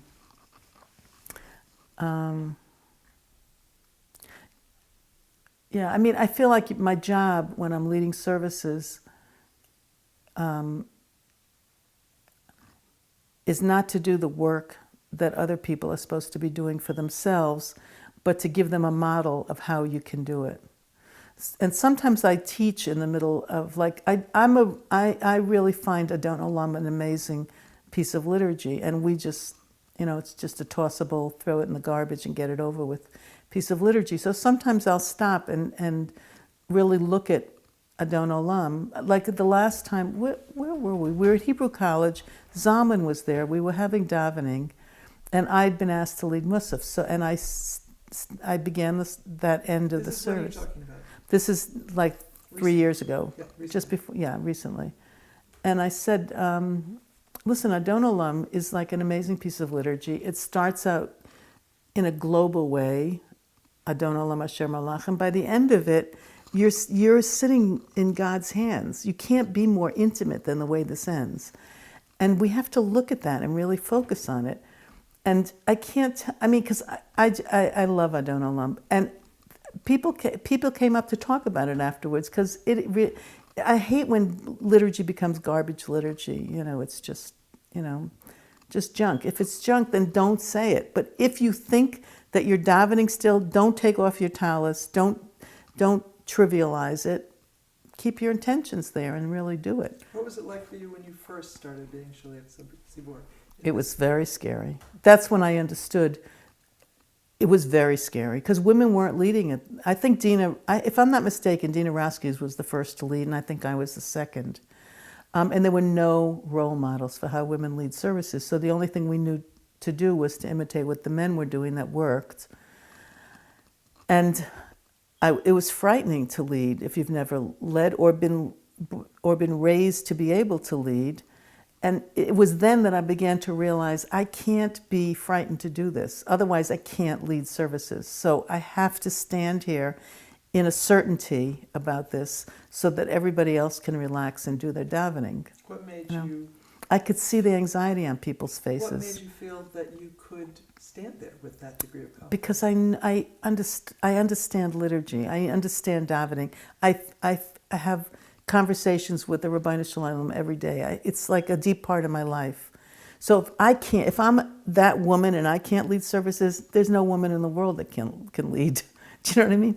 I have to push myself. My job in 1972 was to push myself to learn the skills that I needed to learn to be a woman in that sphere. And what kind of responses did you get? People were very open. People liked when women led. Yeah. There were just not, most women were too reticent to lead or too frightened to lead. Was it a different experience for people, do you think, when a woman led? I don't know. Was I it don't for you? think so. No, I liked it. So what did you mean when you say the only model they had was a male model? Is there a different model for women somehow? I think, I think the most successful women leaders, Shlichei Tzibor, I know, can lead slightly differently, but it depends on the woman. It depends on what she's doing. I tend to have a more masculine way that I lead. My voice used to be very strong. It's less strong now, but it used to be very strong. And I have that kind of dominant personality, so that's where I landed up. So I want to talk specifically about gender issues within the Havurat. And we've talked a little bit about attitudes towards women in general and women's participation in public worship. What roles, you're saying, what roles did women occupy when you first came, and how did that change over the time that you were there? I think we cooked and we cleaned. We did organizing. Within worship, though. Yeah. Within worship. Within the group, that's what we did. And within worship, we didn't particularly have roles. Did women wear talesim? Did they? I remember, I think I might have been one of the first to wear a tallis. I had been to the first women's feminist conference. And Arlene, in New York? Yeah, in New York. And Arlene Agus had designed a women's tallis. So I sewed that tallis, that same tallis. She somehow gave out instructions for how to do it. It was quite beautiful, and I used that for many years till I sort of segued into a regular tallis. So this was 1973 that conference was, Yeah, so that's when I started wearing a tallis. Huh. What about kippot? When I was first married, I covered my hair, but then I stopped within a year or two. And by the time I came to the Havurat, I think Kathy Green covered her hair. I don't know that anybody else did. And then I didn't cover my hair during services anymore. I just stopped covering my hair, and I think most of the women did. Maybe Dina didn't, I'm not sure. Mm-hmm. By the time you got to the Havurat, were women being counted in a minyan? Yeah. I think women were always counted in the minyan at the Havurat. I think. Maybe they weren't. I don't know. I don't know the first 2 years. Maybe they weren't. Mm-hmm. But yeah, we were counted, but we didn't do anything. So it was like, there was no role for us to participate. Or we didn't take a role. We were too intimidated, I think, to take a role. I mean, we were surrounded by an awful lot of incredibly brilliant, accomplished, sure of themselves men in the group. Buzzy Fishbane, Art Green. I mean, the list goes on for people that are polished and smart, and Eddie Feld. And so if you're a woman who didn't grow up knowing how or what to do, to move forward in that environment, it takes incredible fortitude and stamina to do it. You have to take baby steps knowing that you're going to look like an idiot. Mm-hmm. David Roskies once came up to me, and I never forgot it. It's probably going back 20 years ago when we were in Minyan Ma'at in New York, and he said to me, "You know why you're a good Shliach Tzibor?" I said, "No, why?" He said, "Because you don't care if you fail." And I thought about it for a long time afterwards, and I thought, he's right. He's absolutely right. I don't care if I look like an idiot when I'm up there, if I do something that people think are weird, and it didn't work. I don't care. I just keep going on. It doesn't matter. If that didn't work, something else will work. What's an example of something? Singing something to Jimmy Crack Corn, if that's what I wanted to do that day. Waltzing Matilda. I don't know. Reciting poetry that somebody didn't like. I just keep doing it. It's not that I'm so heroic. It's that I don't experience embarrassment the way other people do. And if you don't, then you can do whatever you want to do and not be very worried about it. Do you know what I'm saying? Yeah. And that's a big advantage. During the same period, as you were just mentioning, the first feminism conference took place in New York. Right. Havurat Nashim had been formed in the year before. By this point, was there any sensitivity to issues regarding gendered language in Jewish liturgy, or even in the metaphors that we traditionally hold up in discussion, etc. Right. So I want to say in 1974, 75, I was invited to be on a panel about liturgy. And I was so brain dead still at that point that it didn't occur to me that we really had a deeply embedded problem with language in the liturgy. My problems with the liturgy were not around language. And when I look back, I'm really ashamed at my participation that day, terrible. Because I heard women talking about, male language, and I'm thinking, but the rest of the liturgy doesn't work. Like, well, what do we care whether it's got male language or not? But they were right to be concerned about it because you're not, Shmona Esrei, you're going to be dealing with, Elohe Abraham, Yitzchak, Yaakov. That's what you're going to hear. You're not going to throw out all of the liturgy because you're going to land up with nothing. So you have to reclaim the liturgy and figure out how to deal with the male language. But I didn't get it. For me, it was like, why is it blah, blah, blah all the time? And I just didn't address it properly. Did anybody within the Havurat? Mary Gendler formed a women's group at Havurat Shalom, and it did not work. When was this, would you say? This was, I think, in 1972, maybe, but she'll remember the year, I'm sure. And it didn't work. She had children, so her anger was a different quality than we had, the rest of us in Havurat Shalom. And also, I don't think we'd open up the door yet to that kind of anger and that kind of sense of betrayal from society. I don't think we'd opened the door fully. We could kibitz about it and talk about it, but the full brunt of the betrayal, I think none of us felt it fully at that time, and it was scary. So I think we didn't do that. We couldn't really do the group, and we comforted ourselves by saying, well, Mary's so angry. But Mary was angry for good and sufficient reasons that we all should have been angry about, if we were looking at that. We were looking at other issues, So the group just fell apart after the second or third meeting. Just didn't happen. Interesting. Were you aware of the founding of Ezrat Nashim? Sure. Yeah. Yeah, we were in touch with all the other groups in those days. We tried to keep. Weiss's Farm was happening, so we met other people, and we just. It was a small community in that sense, so we made sure to stay in touch with what was going on in the other groups in some way. We considered ourselves the oldest, more established, smartest group, but it didn't mean we didn't have an interest in the other groups. Were these sort of issues of gender and sort of consciousness of women's role and status being discussed outside of women's conversations in the Havurat at that point? It would come up at meetings every now and then, but do I think the men took this seriously? No, I don't think it. I think everybody paid lip service to it, but when we look at like who were the organizers, who were the schleppers, it was the women. That's what was going on. Call this a pre-feminist moment. Yeah, I think that's true. It's like there was a little bit on the cusp of stuff happening, but it was not sitting in the center of this group, that's for sure. And people would say the right things, but they didn't act the right way. So there was so much disparity between what was going on. You just had to not go there. So women were leading davening. How about reading Torah? Yeah, women laned. But when I say women, I'm talking about a really small minority in this group. There were probably 3 or 4 of us doing this kind of stuff. There were not a lot. And we were the ones of us that did it when when somebody needed something, to get done, they called on us because there wasn't anybody else to call on. If they wanted a woman in a role, we got called on. By the way, that happens today in my minyan today.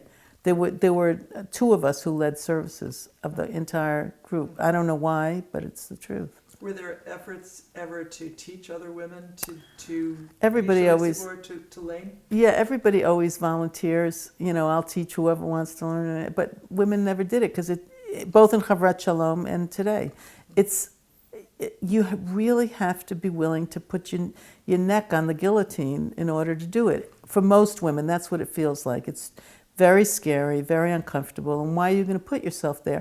And as much as you say, you know, if you do it, we said it in those days in the 70s.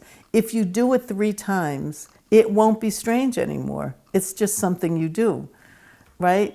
But if you're afraid those first 3 times, then you just don't do it. Yeah. So I want to turn to study and learning now for a minute. Which was another very intrinsic part of life at Havurat Shalom. What would you say was the Havurat's vision for the place of teaching and learning within the community? So what was so amazing about Havurat's study was that people who were teaching classes would be sitting next to you in a class, themselves taking a class the next day. And that's a very powerful message. The message is that we are a community of learners. You can have something to teach the group, but you're also going to be, another time you're going to be a learner in the group. And it's an ongoing, lifelong enterprise, this vision of study and deepening understanding of the text. It doesn't end, it doesn't stop. And we're not satisfied unless we're seriously engaged in Jewish study. So even people who came into the community essentially as faculty. Yeah, they would take. They would also take classes. Well, in other words, if people came from the outside, then they wouldn't necessarily be taking a class. But if Art Green was teaching a class, or Alan Lehman was teaching a class, or Everett Gendler, or Everett, they could be taking a class with you too. And there was an assumption that, and it wasn't hierarchical learning either. It was very much sort of unpacking, everybody unpacking together what we were studying. Were there people, though, who were thought of as teacher types? Probably. But I don't remember who they were, to tell you the truth. I mean, everybody was in graduate school. So they had like their formal teachings, and lots of people were studying Jewish studies at Brandeis or elsewhere. So they had their fill of that kind of academic learning elsewhere. What was going on here was something other than that. Were there any issues, looking back on it, around authority and how expertise functioned in the community? There was always an issue around Art because he was such a large presence in the group. But other than that, I don't think so. I don't think it was an issue. Mm-hmm. I don't think it was an issue. Were there teachers that you yourself found, and classes that you found particularly inspiring? Or I think it was Joel Rosenberg who taught poetry, which was wonderful. I took a midrash class with, I don't remember who, but that midrash class was wonderful. It was just wonderful. It was just wonderful study. It's just wonderful. Mm-hmm. Yeah. Was there, in any sense, an established curriculum? No, definitely not. So how would it be decided what classes were being taught? I think there'd be a meeting about it, about what people wanted to study, if I'm remembering this right. I think there was a meeting about what people wanted to study. And then I think some people would step forward and volunteer to teach stuff. And I think Art would coordinate this. And sometimes I think they were looking for someone to teach a this or a that, and they'd come up with somebody who could do it. And when would the classes meet? All times of the day or night. Throughout Anytime. the week? Yeah. Yeah, and you were supposed to be taking 2 Yes. at any given time. Yeah. What about the issue of people's differing levels of skills and expertise? Were there many people came into this Havurat at a quite high level. Right. But some had much fewer skills. Yeah. Even no skills. Right. And how did they get help to I don't know. I think sometimes people would help other people with reading skills and stuff like that. You could arrange that informally with people around the group if you wanted. If you wanted to learn how to lane, other people would teach you how to do it. If you wanted to learn better Hebrew schools, people would teach you how to do it. And then the classes, I think, you just choose based on what felt like it was going to be comfortable for you to be able to learn something. Yeah.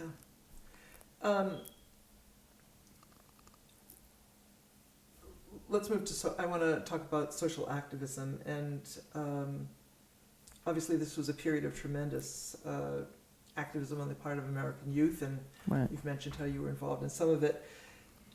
How did you find the political atmosphere at Havurat Shalom, and how compatible would you say you found other members' ideas and levels of engagement in social activism and anti-war work, for that matter, with your own? So it varied wildly, depending on the person. You had people like Bella Saverin, who was very pro-Israel and Zionist, and whenever there was something going on in support of Israel, she was urging the group to do that.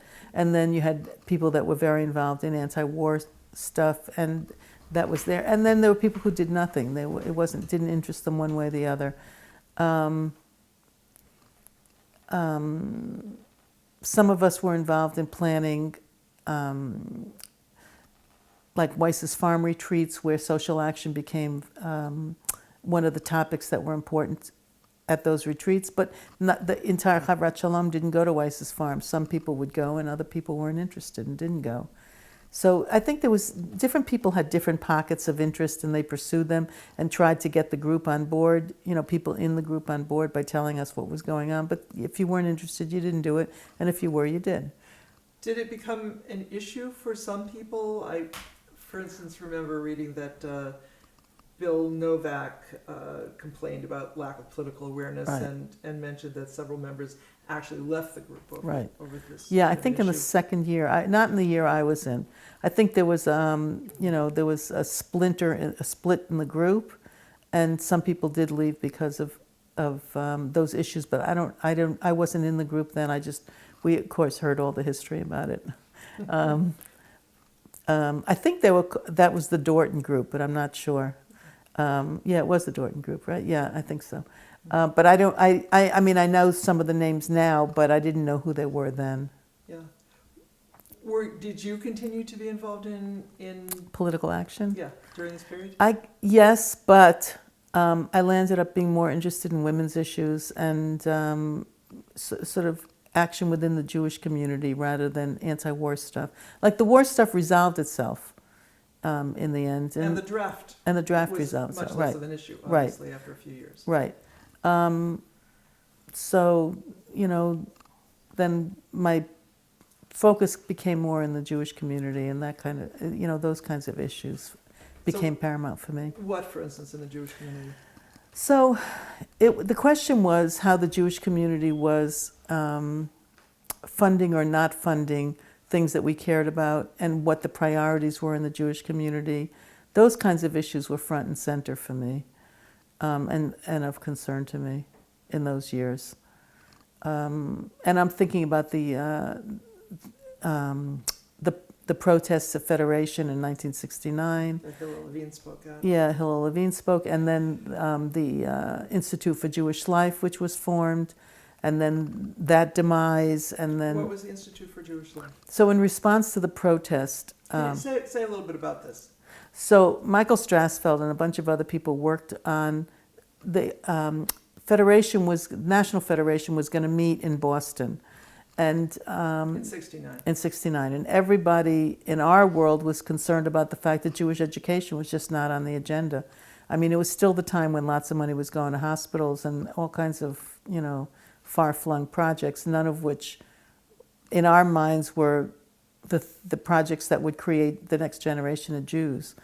So there was a movement to protest Federation, to stand outside and protest, and make everybody walk by signs, some of which I think Michael still has, actually. Yeah. He never threw away anything, thank God. Who knew this was going to be a good thing someday? But Federation did an interesting thing and opened up the doors and said, come in and here's a slot and speak to us. So Hillel Levine spoke brilliantly. And from that Federation meeting, something called the Institute for Jewish Life was formed. I think Leon Jick was involved in it, if I'm not mistaken. And a certain small sum of money was put aside to serve as seed money to fund new Jewish projects. And some interesting things came out, but it was never enough money, and it was never enough money. I mean, it wasn't going to be a game changer, that's for sure. So, issues like that. Yeah. We started to talk about Zionism a little bit. How would you describe your own relationship to Israel and the role Zionism played in your life? So the first year I visited Israel was 1967 after the war. And it was an extraordinary time in Israel. I'd saved up money working in a factory to be able to afford to go with a very good friend in those days. And I fell in love with Israel, and I never stopped being in love with Israel until today, although, you want to take everybody's heads and bang them against the wall on a regular basis. But I feel exasperated about Israel today in the way I used to feel exasperated, by my parents.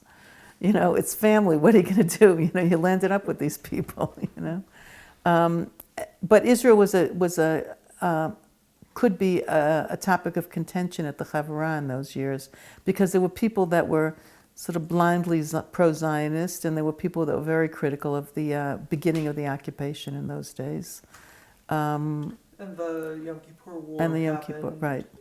Right in your second year. Right, which was just mind-boggling. And there was a fight at the Havurat. Oh, I know why. Because after the Yom Kippur War, we were supposed to go on retreat for Sukkot. We always went away for Sukkot and for Shavuos. And there was a group of people that felt we shouldn't go away for Sukkot because things were such in disarray in Israel. And then there was another group that felt we should go away, but we should be studying Israel. And the retreat should be centered on Israel. And I remember there was huge and painful conversations about it. And what happened? We scheduled the retreat, and I think we talked about Israel. I think that's what was the compromise solution. But I remember Bella being angry, and I don't remember what it was about, but it was around that time. Mm-hmm. There was also a group that left. Was this in your time also? A group from the Havurat that left and were among the founders of Kibbutz Gezer?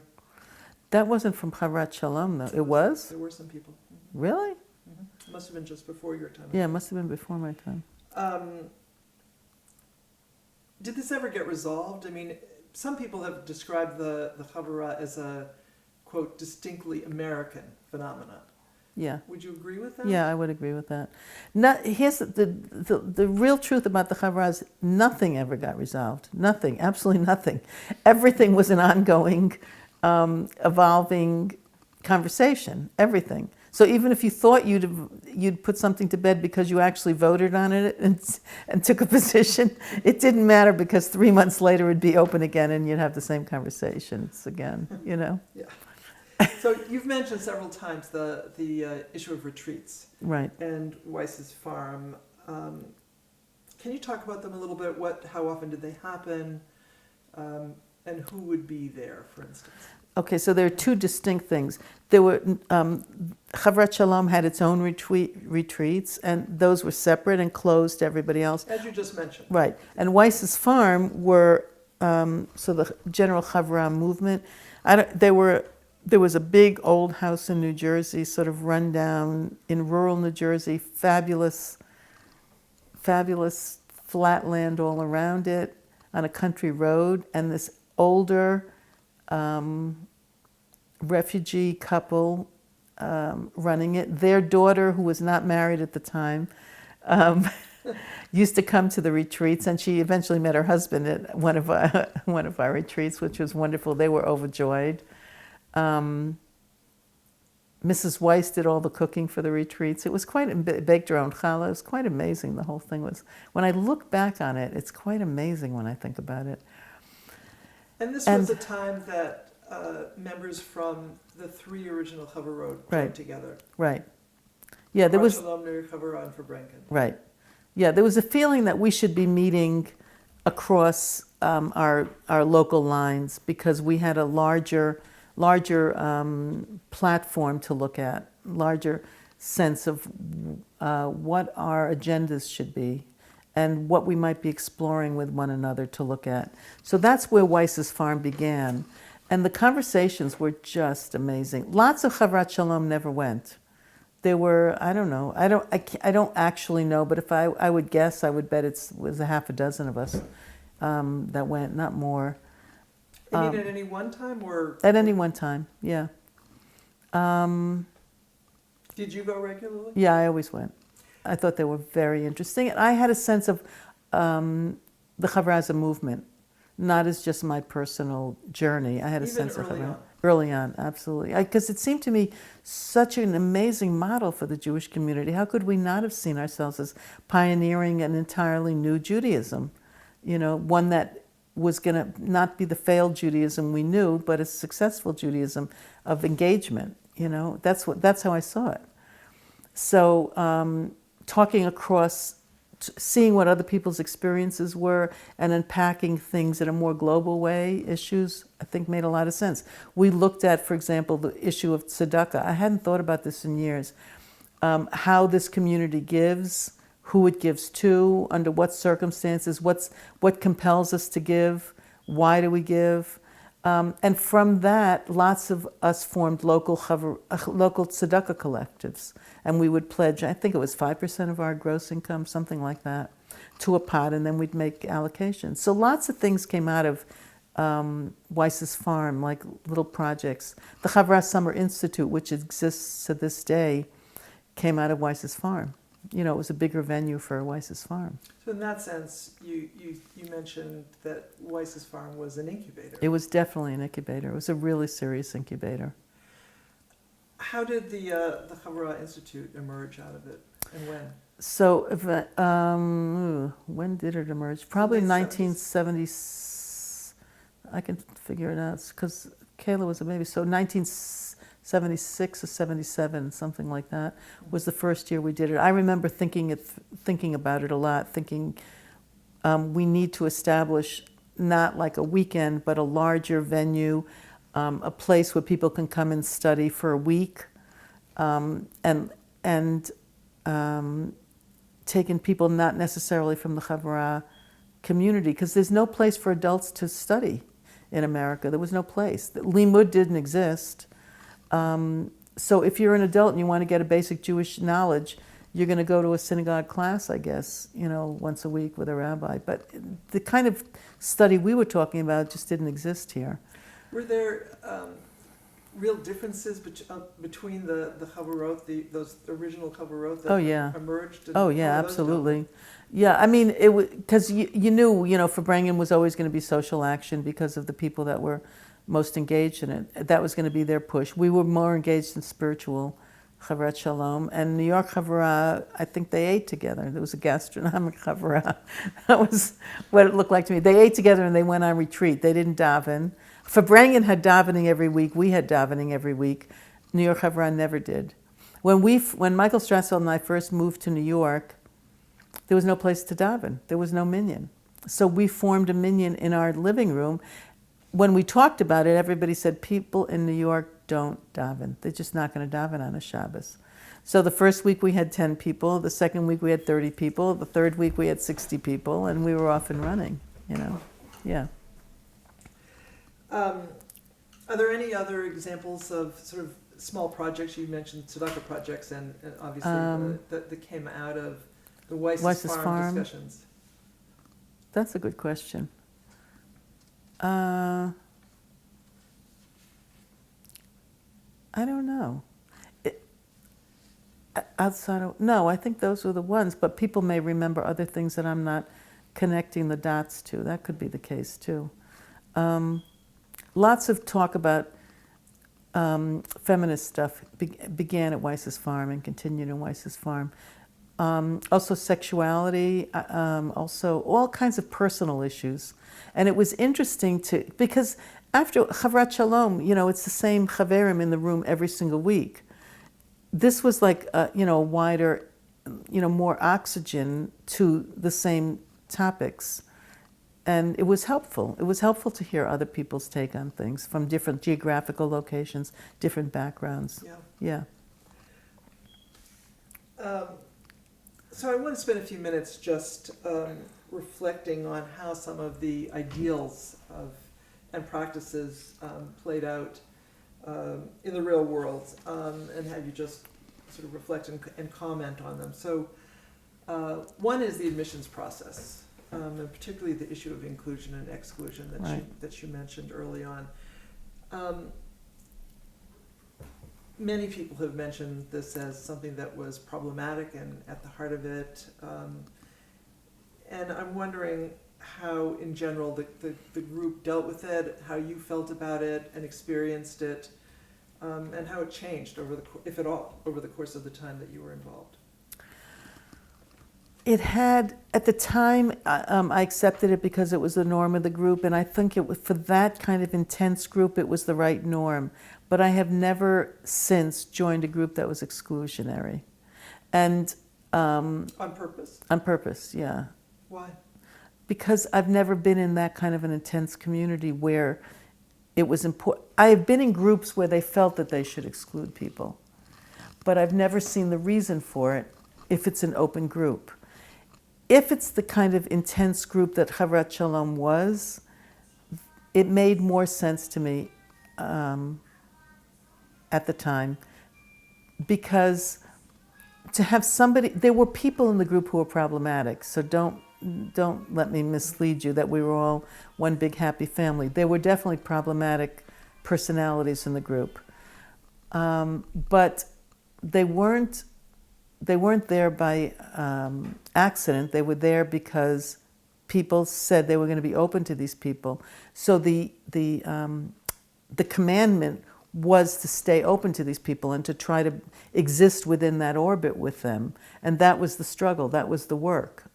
For me, it was a lot of work because I was extremely judgmental, more so in those days than I am in these days, but extremely judgmental. So overcoming, a sort of natural antipathy that I might have felt, or, disagreeing profoundly with somebody's approach to something would be very powerful for me, So in that kind of environment, I think you have to have a closed group, or you're not going to be in the kind of intense community that they were looking to create. We were all looking to create. Right.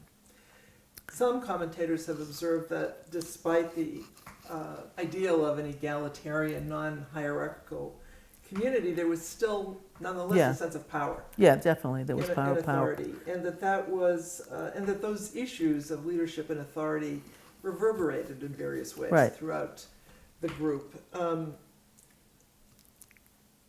How do you assess that now, looking back on it? I think it was boys versus girls. I think it was as simple as that. I think it was... Art Green taught me more about how to be a powerful person in the world than anybody else I've ever met, because he knew when to leash his power and he knew when to unpack it. And that was very powerful. It was very powerful to watch in the group. He wasn't overtly trying to mold the group in his image. He was stuck on the seam of sometimes thrust into the Rebbe role, liking that Rebbe role, hating that Rebbe role, liking being the leader, not wanting to be the leader, not wanting to be seen in that way. So it was very complicated where he stood in the group, and watching him struggle with that and sort of suck his power back in sometimes and let the group do what it needed to do, or move forward and sort of sum up the position that he thought we should be taking, was very. I learned a lot. I learned a lot watching power politics get played out. In very, sounds like ethical hands. Yeah, in good hands. Yeah. In good hands. Yeah. Yeah. Another theme that goes through everybody's comments and also the writings, a lot of the writing about the early Havurat in response, members and people in that immediate environment who were commenting, were the limits on the possibility of intimacy. Here's a small intentional community, and people often talk about finding it stifling, or that in some ways, and that the effort to remain open taught them about the limits of their ability to remain open, or their desire to remain open. Did you find that to be the case personally? And I want to add one other thought, which is how, if at all, do you think the addition of women as full participants affected the quality of relationships within the Havurat? So if I unpack some of that, there were times when I thought to myself, not the first year or the second year, but maybe the third or fourth year I was there, I can't have this conversation again. These people are choking me. I just need to stop. It needs to end. So I get that. And to listen, because there were always every year there was, in the spring, new Chaverim coming in. And they had new thoughts about issues that, as I said, we never put an issue to bed. So we'd raise it again, and raise it again, and the next year yet again. And we'd have a new cast of characters. And it was a struggle sometimes to stay open to, and also not to feel like, oh, I'm one of the Vatikim here, and we've already made this decision, and you're a newcomer, so shut up. We're not listening to you yet. You have to be here a year or two before you can talk. No, that's not staying open. And so that stuff was hard. That was hard for me. But the notion that in order to be in a rich Jewish environment, you have to. It's worthwhile to do the struggle towards intimacy with the people you're studying with and living that Jewish life with. It strikes me that was a very rich and noble notion to have, and the right notion to have. And everywhere I've been since, I've tried to recreate that everywhere. And has it worked? Yeah, I mean, our Berkshire Minyan are people deeply connected to one another, and when there's disagreement in the group, most of us struggle to straighten it out so that the intimacy of the group can continue unmarred by personal difficulties. But having said that, there were, as I mentioned before, there were problematic characters in the group, and lots of tension sometimes around. They especially came out in the encounter groups we had, which were incredibly explosive. How did at the certain encounter times. groups work, just briefly? We brought in an outside facilitator, and the vow was that we were going to be honest. What's the purpose of an encounter group? Oh, it was to unpack the difficulties in the group and let you go deeper in your relationships. And it was, I guess the encounter group was one example of, I don't want to be this intimate. Because I thought, I had a different notion. Evidently, there was a pact among some people not to discuss the most problematic person in the group. I didn't know that we were doing that was off limits. So I thought it was innocently raised it, and then was sort of left stranded. And it was very complicated, very problematic. I think we did 2 encounter groups, and then we stopped it as a technique because it was very divisive and painful.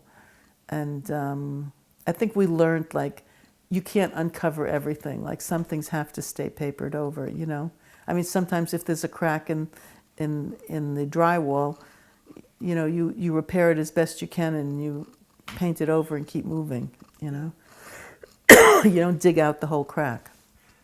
Another critique of the Havurat even back then in the 70s, was based on the fact that most people, as you said, didn't have small children. Many were not even Right. married. Right. Many people were still students. They Right. weren't struggling with the demands of family and work and all of that. How do you see that as you look back in terms of these issues of Right. intimacy and sort of the creation of real community? I think it would have been impossible to do Havurat Shalom if any of us had had children.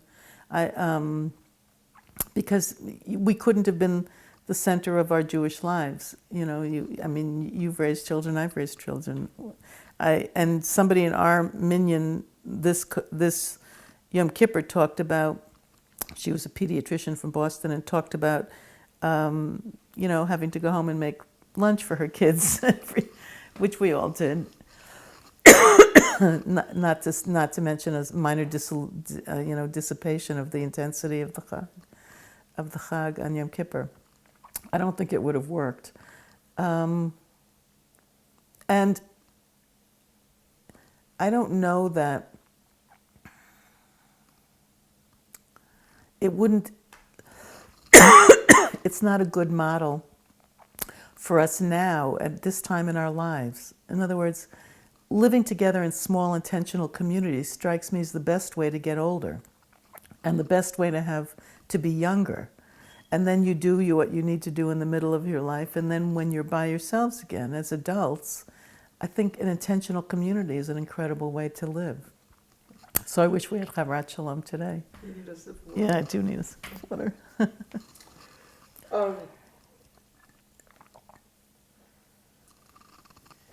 So we're now coming to the sort of last segment where I just want to sort of look at some larger reflections on the impact of all of this on your life and more broadly. So you were a member of, as we said, from 1971 to 1974. Why did you guys leave at that point? I left because I took a job in New York. Doing what? There was a national foundation for a National Jewish Resource Center, which Yitz Greenberg had started with Steve Shaw. And they were looking for an administrator, and I was really interested in retreats. I was interested in camping and retreats as a mode into a deeper Jewish life. So this was, to me, a tremendous opportunity. I quit I quit within 6 months after I moved there for a whole lot of reasons. But I was willing to uproot my life because I thought it was such an amazing project. And by then, the first book had come out, and we were sort of on a larger stage without meaning to have been. And so I was looking at the Jewish community from a much wider lens about what the needs of the community were, and it felt like New York might have been a good place to begin to explore some of those other things. So let's talk about the Jewish Catalog, which is the book. So this was, the first edition was published in 1973. Yeah. And went on to become one of the well-known products of the Jewish counterculture and also one of the runaway hits of the Jewish Publication Society, its publisher. Tell us a bit about where the idea originated and how you and Michael came to be involved. So Richie Siegel and George Savrin were both getting a master's at Brandeis, and to get a master's in contemporary Jewish studies, you had to dream up a new project and write a thesis about it.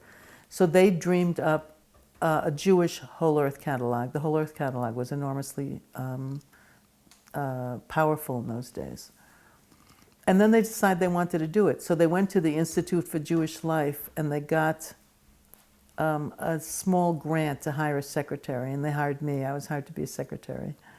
And then George dropped out of the project. He didn't want to write a book. And then they ran out of money, so I became not a secretary, but an editor. And then Michael Strassfeld decided he wanted to do it. So the three of us, Richie, Michael, and I, began sort of editing and writing this volume about the Jewish lives we were leading, essentially.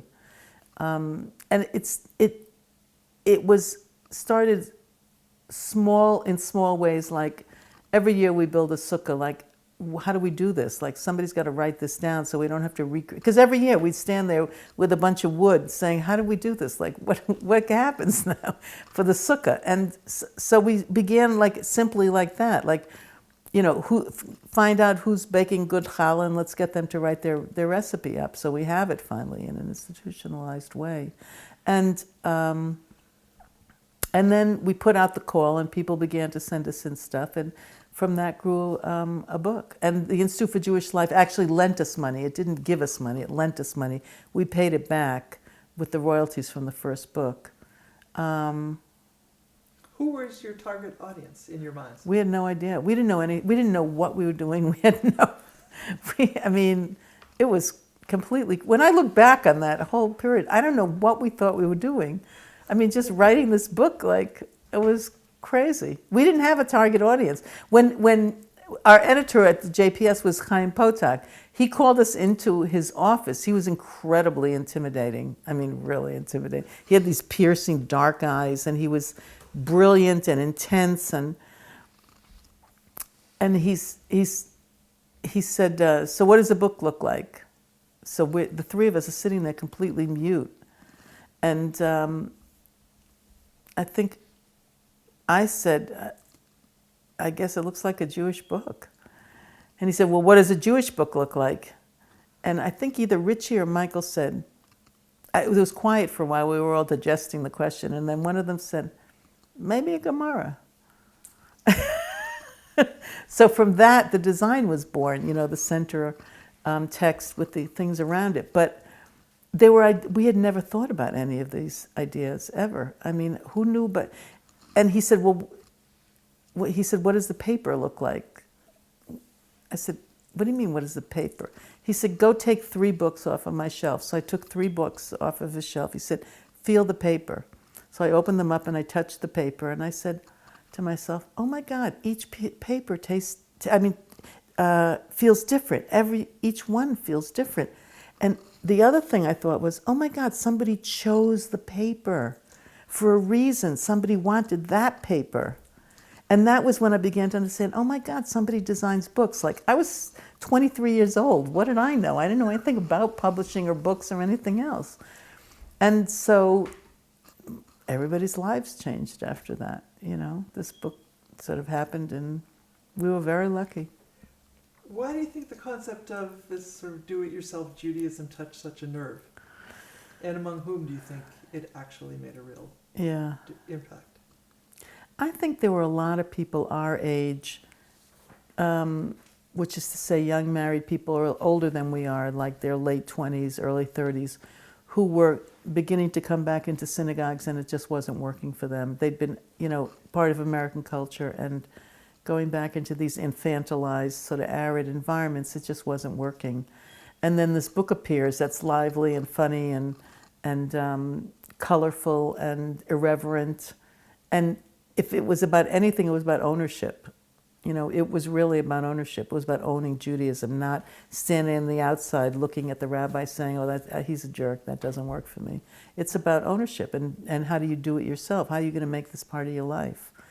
And it was, in a sense, giving people permission to do that. And I think it was just hit at the right time when people were looking for permission to begin ownership of their Judaism. So it worked. I don't think it would work today because there's too much distance now that's been created. In other words, the next generation and the next generation, they've gotten farther and farther away from the source. So the Judaism that's getting peddled around now is very consumer-oriented. Rabbis today and congregations today are struggling with the no dues model and pay as you need it, pay as you go. Yeah. But implicit in that is a consumer approach to Judaism. I'll use when I need it, it'll be there for me, and when I don't need it, I don't have to support it. And was completely everything foreign to what we were doing. So what do you think its impact was, though, at the time? I don't know. Do you think it changed people's approach to ritual? I think things happened because of the catalog and because of the Havurat movement. Because the catalog was just sort of the the larger manifestation of what we were all doing anyway. I think lots of shuls began to experiment with smaller groupings within shuls, and that was, a big deal for many people.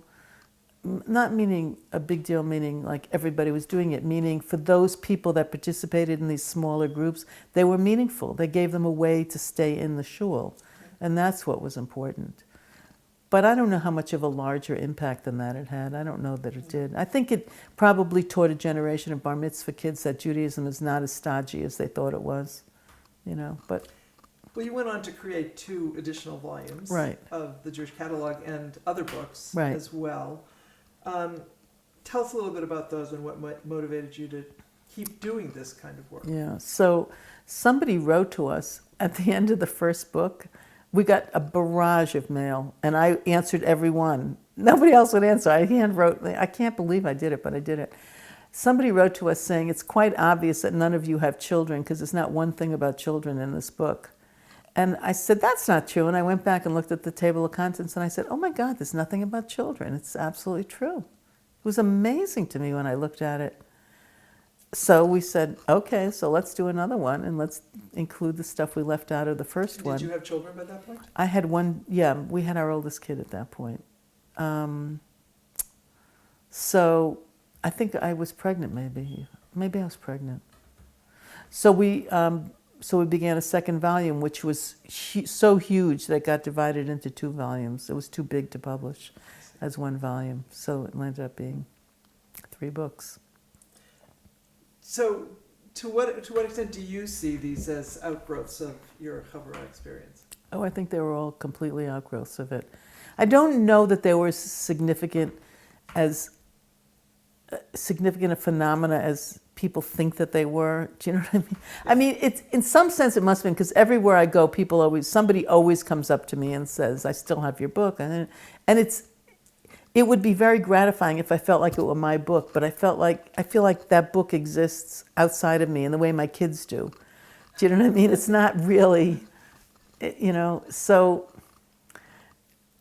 I guess it had some impact, but in the end, like, is it a game changer? I don't think so. I think the Jewish community has evolved in the way that it was going to evolve, and it fights the problems that it's been fighting for the last 50 years or 70 years, yeah. And they come up with half-baked or full-baked or sometimes good and sometimes bad solutions and answers. Yeah.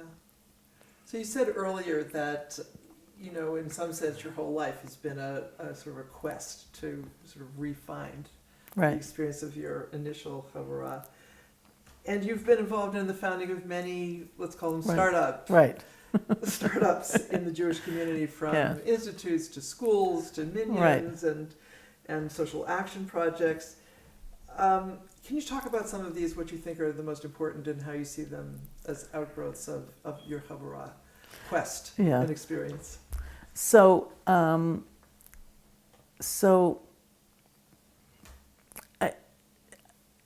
I of everything I've done, most of the things that I value most about what I've done are the local things. I like small local projects. So Anshe Chesed, which we worked on in the 70s, there was a synagogue in New York that was going to be sold to a developer. Wolf Kelman, Alav Shalom, who was the head of the Rabbinical Assembly for the conservative movement, came to us and to Rachel and Paul Cowan and said, can you help? I mean, you have a minyan that's meeting in your house. Can you help put this shul back on its feet so it doesn't need to be sold? And we did it. We raised the money. We brought, people back to the shul. We did it. I mean, it was an amazing project. It was amazing to watch. And that's sort of community building, creating small Jewish communities that have that nurture themselves and become a locus for people's Jewish involvement. That I think is a really important thing, more important to me than the catalog is, believe it or not, because the catalog, you throw it out into the world and people do what they want.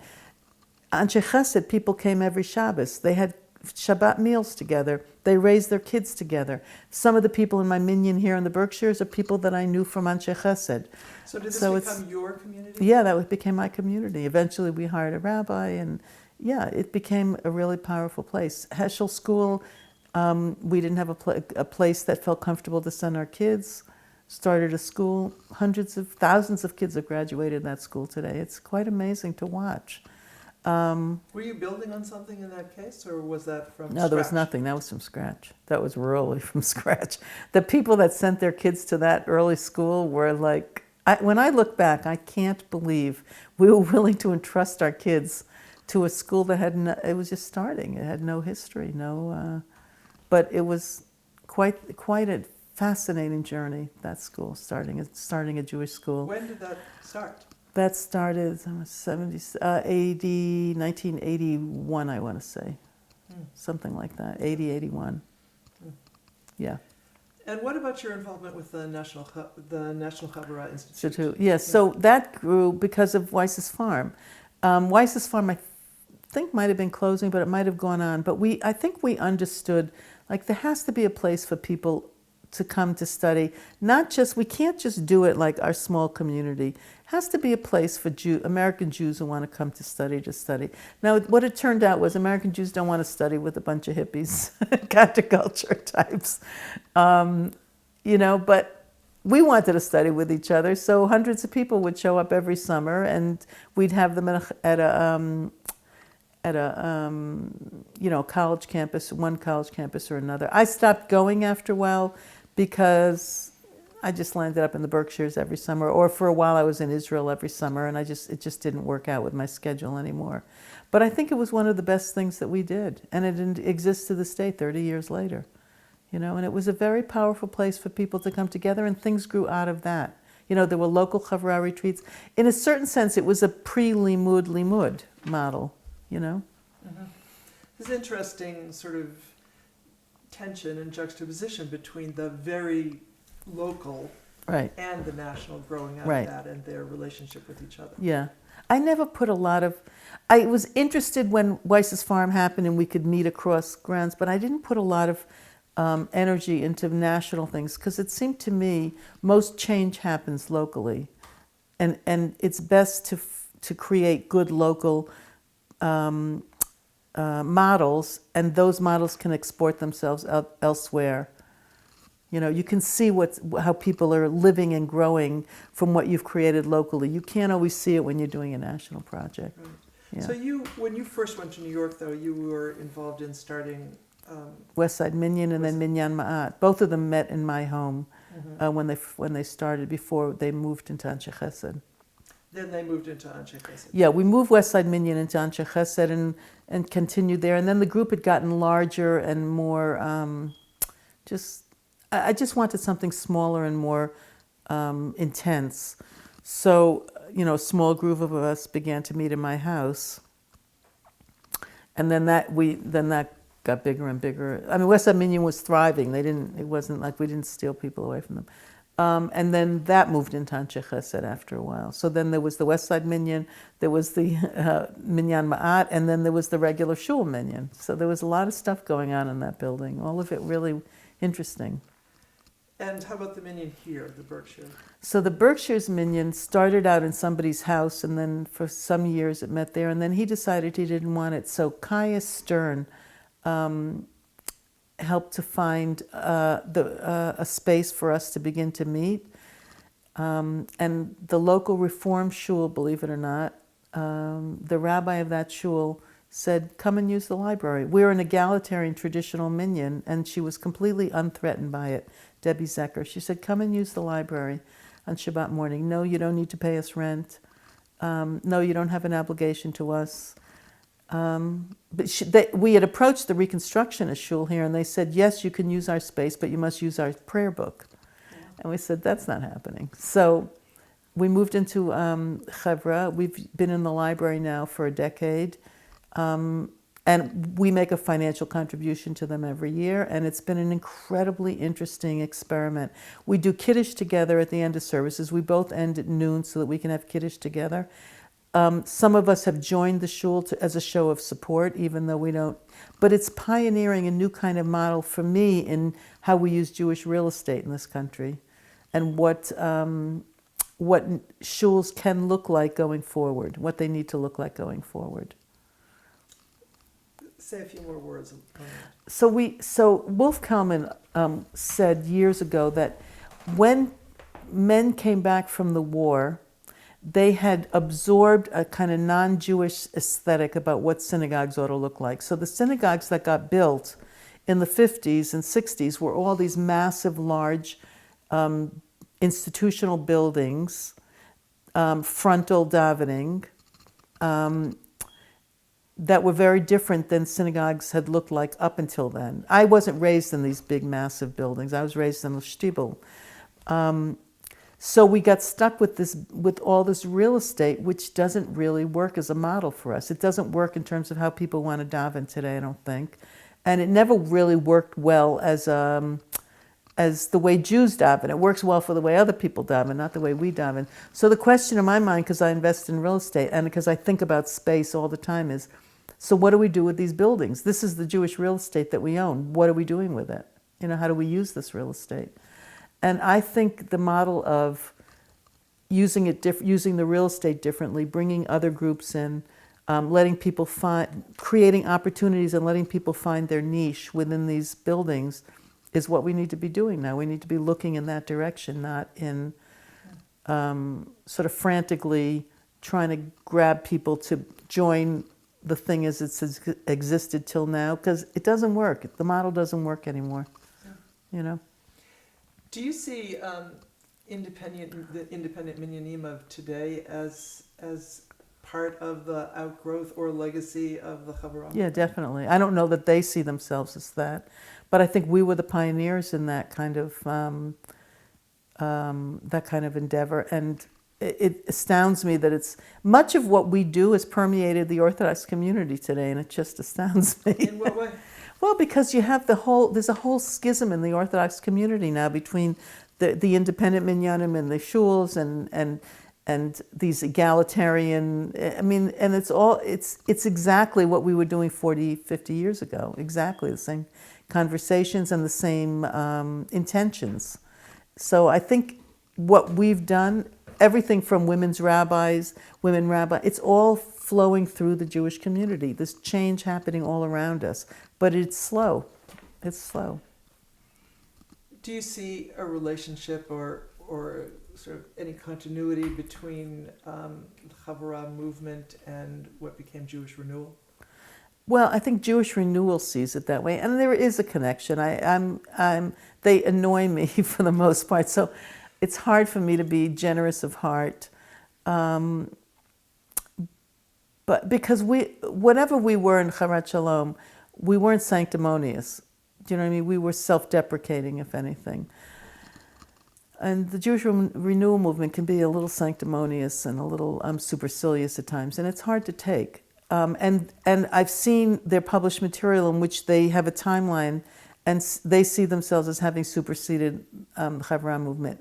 I don't quite see it that way. I think they're a different iteration, a different direction of the same thing. But whatever, it doesn't matter. They do their work. Everybody else did their work. It's all fine. Yeah. I want to look one more time at the issue of feminism and Jewish feminism. And looking back, how important do you think Jewish feminism was in the development of the Havurat in terms of women's roles and the status, both in worship and within the community in general, of women? I think, this is what I really think. I think the Havurat was unself-conscious about women's roles. And that's a ringing indictment of Havurat Shalom. It paid lip service to something that it didn't fundamentally take seriously. Having said that, it set the stage for the women who emerged onto that stage to be able to do what we were going to do, what we were going to be able to do. It did create the vacuum for us to be able to emerge into that. And that's been a very rich part of my life, and I wouldn't have had those tools if I hadn't been a member of Havurat Shalom. There would have been no way for me to have those tools. So I'm incredibly grateful, but the women that felt sidelined and enraged by that sidelining, I think had a merit to what they were maintaining. Yeah. I think both things were true. And finally, and you can go however you'd like with this, what would you say, how would you assess the impact of the Havurat movement overall on Jewish life in America and also beyond America, beyond the United States? You know, the problem with that question is that it's requires such nuance and subtlety of observation to really understand the answer. And I don't think there's one answer. I think it's, you know what it's like? It's like we're supposed to see ourselves as pieces of dust in the world, but also as, you know, the inheritors of God's image. Both things are true. The Havurat movement is a blip on the screen of Jewish continuity and Jewish community, and yet it is also something that's had profound impact in very significant ways that are actually unidentifiable throughout the Jewish world. In other words, all these independent minyanim that sprang up as a, you know, you can trace it back to Havurat Shalom. You absolutely can.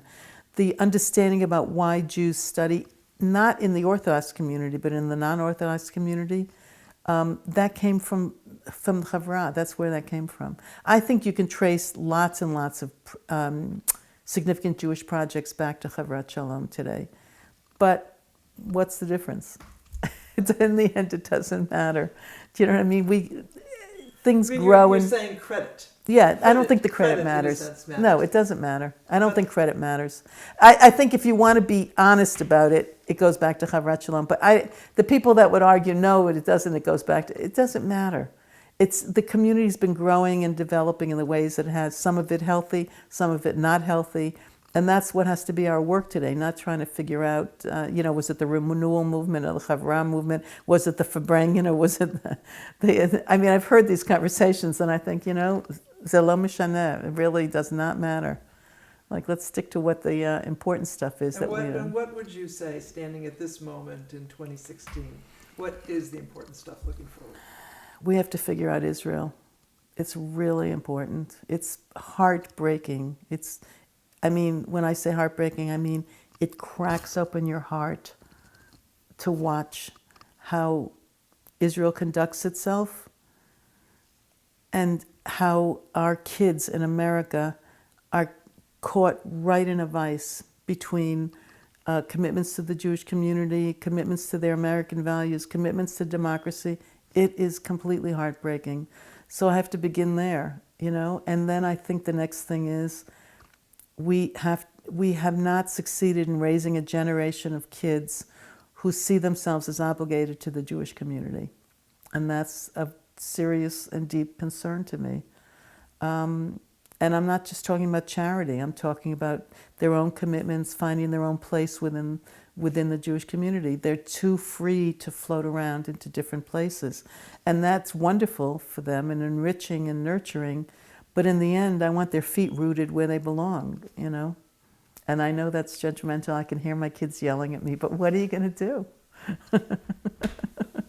Is there anything else you want to add, Sharon? No, that was it. You're a good interviewer. Thank you so much. Thank you. So much.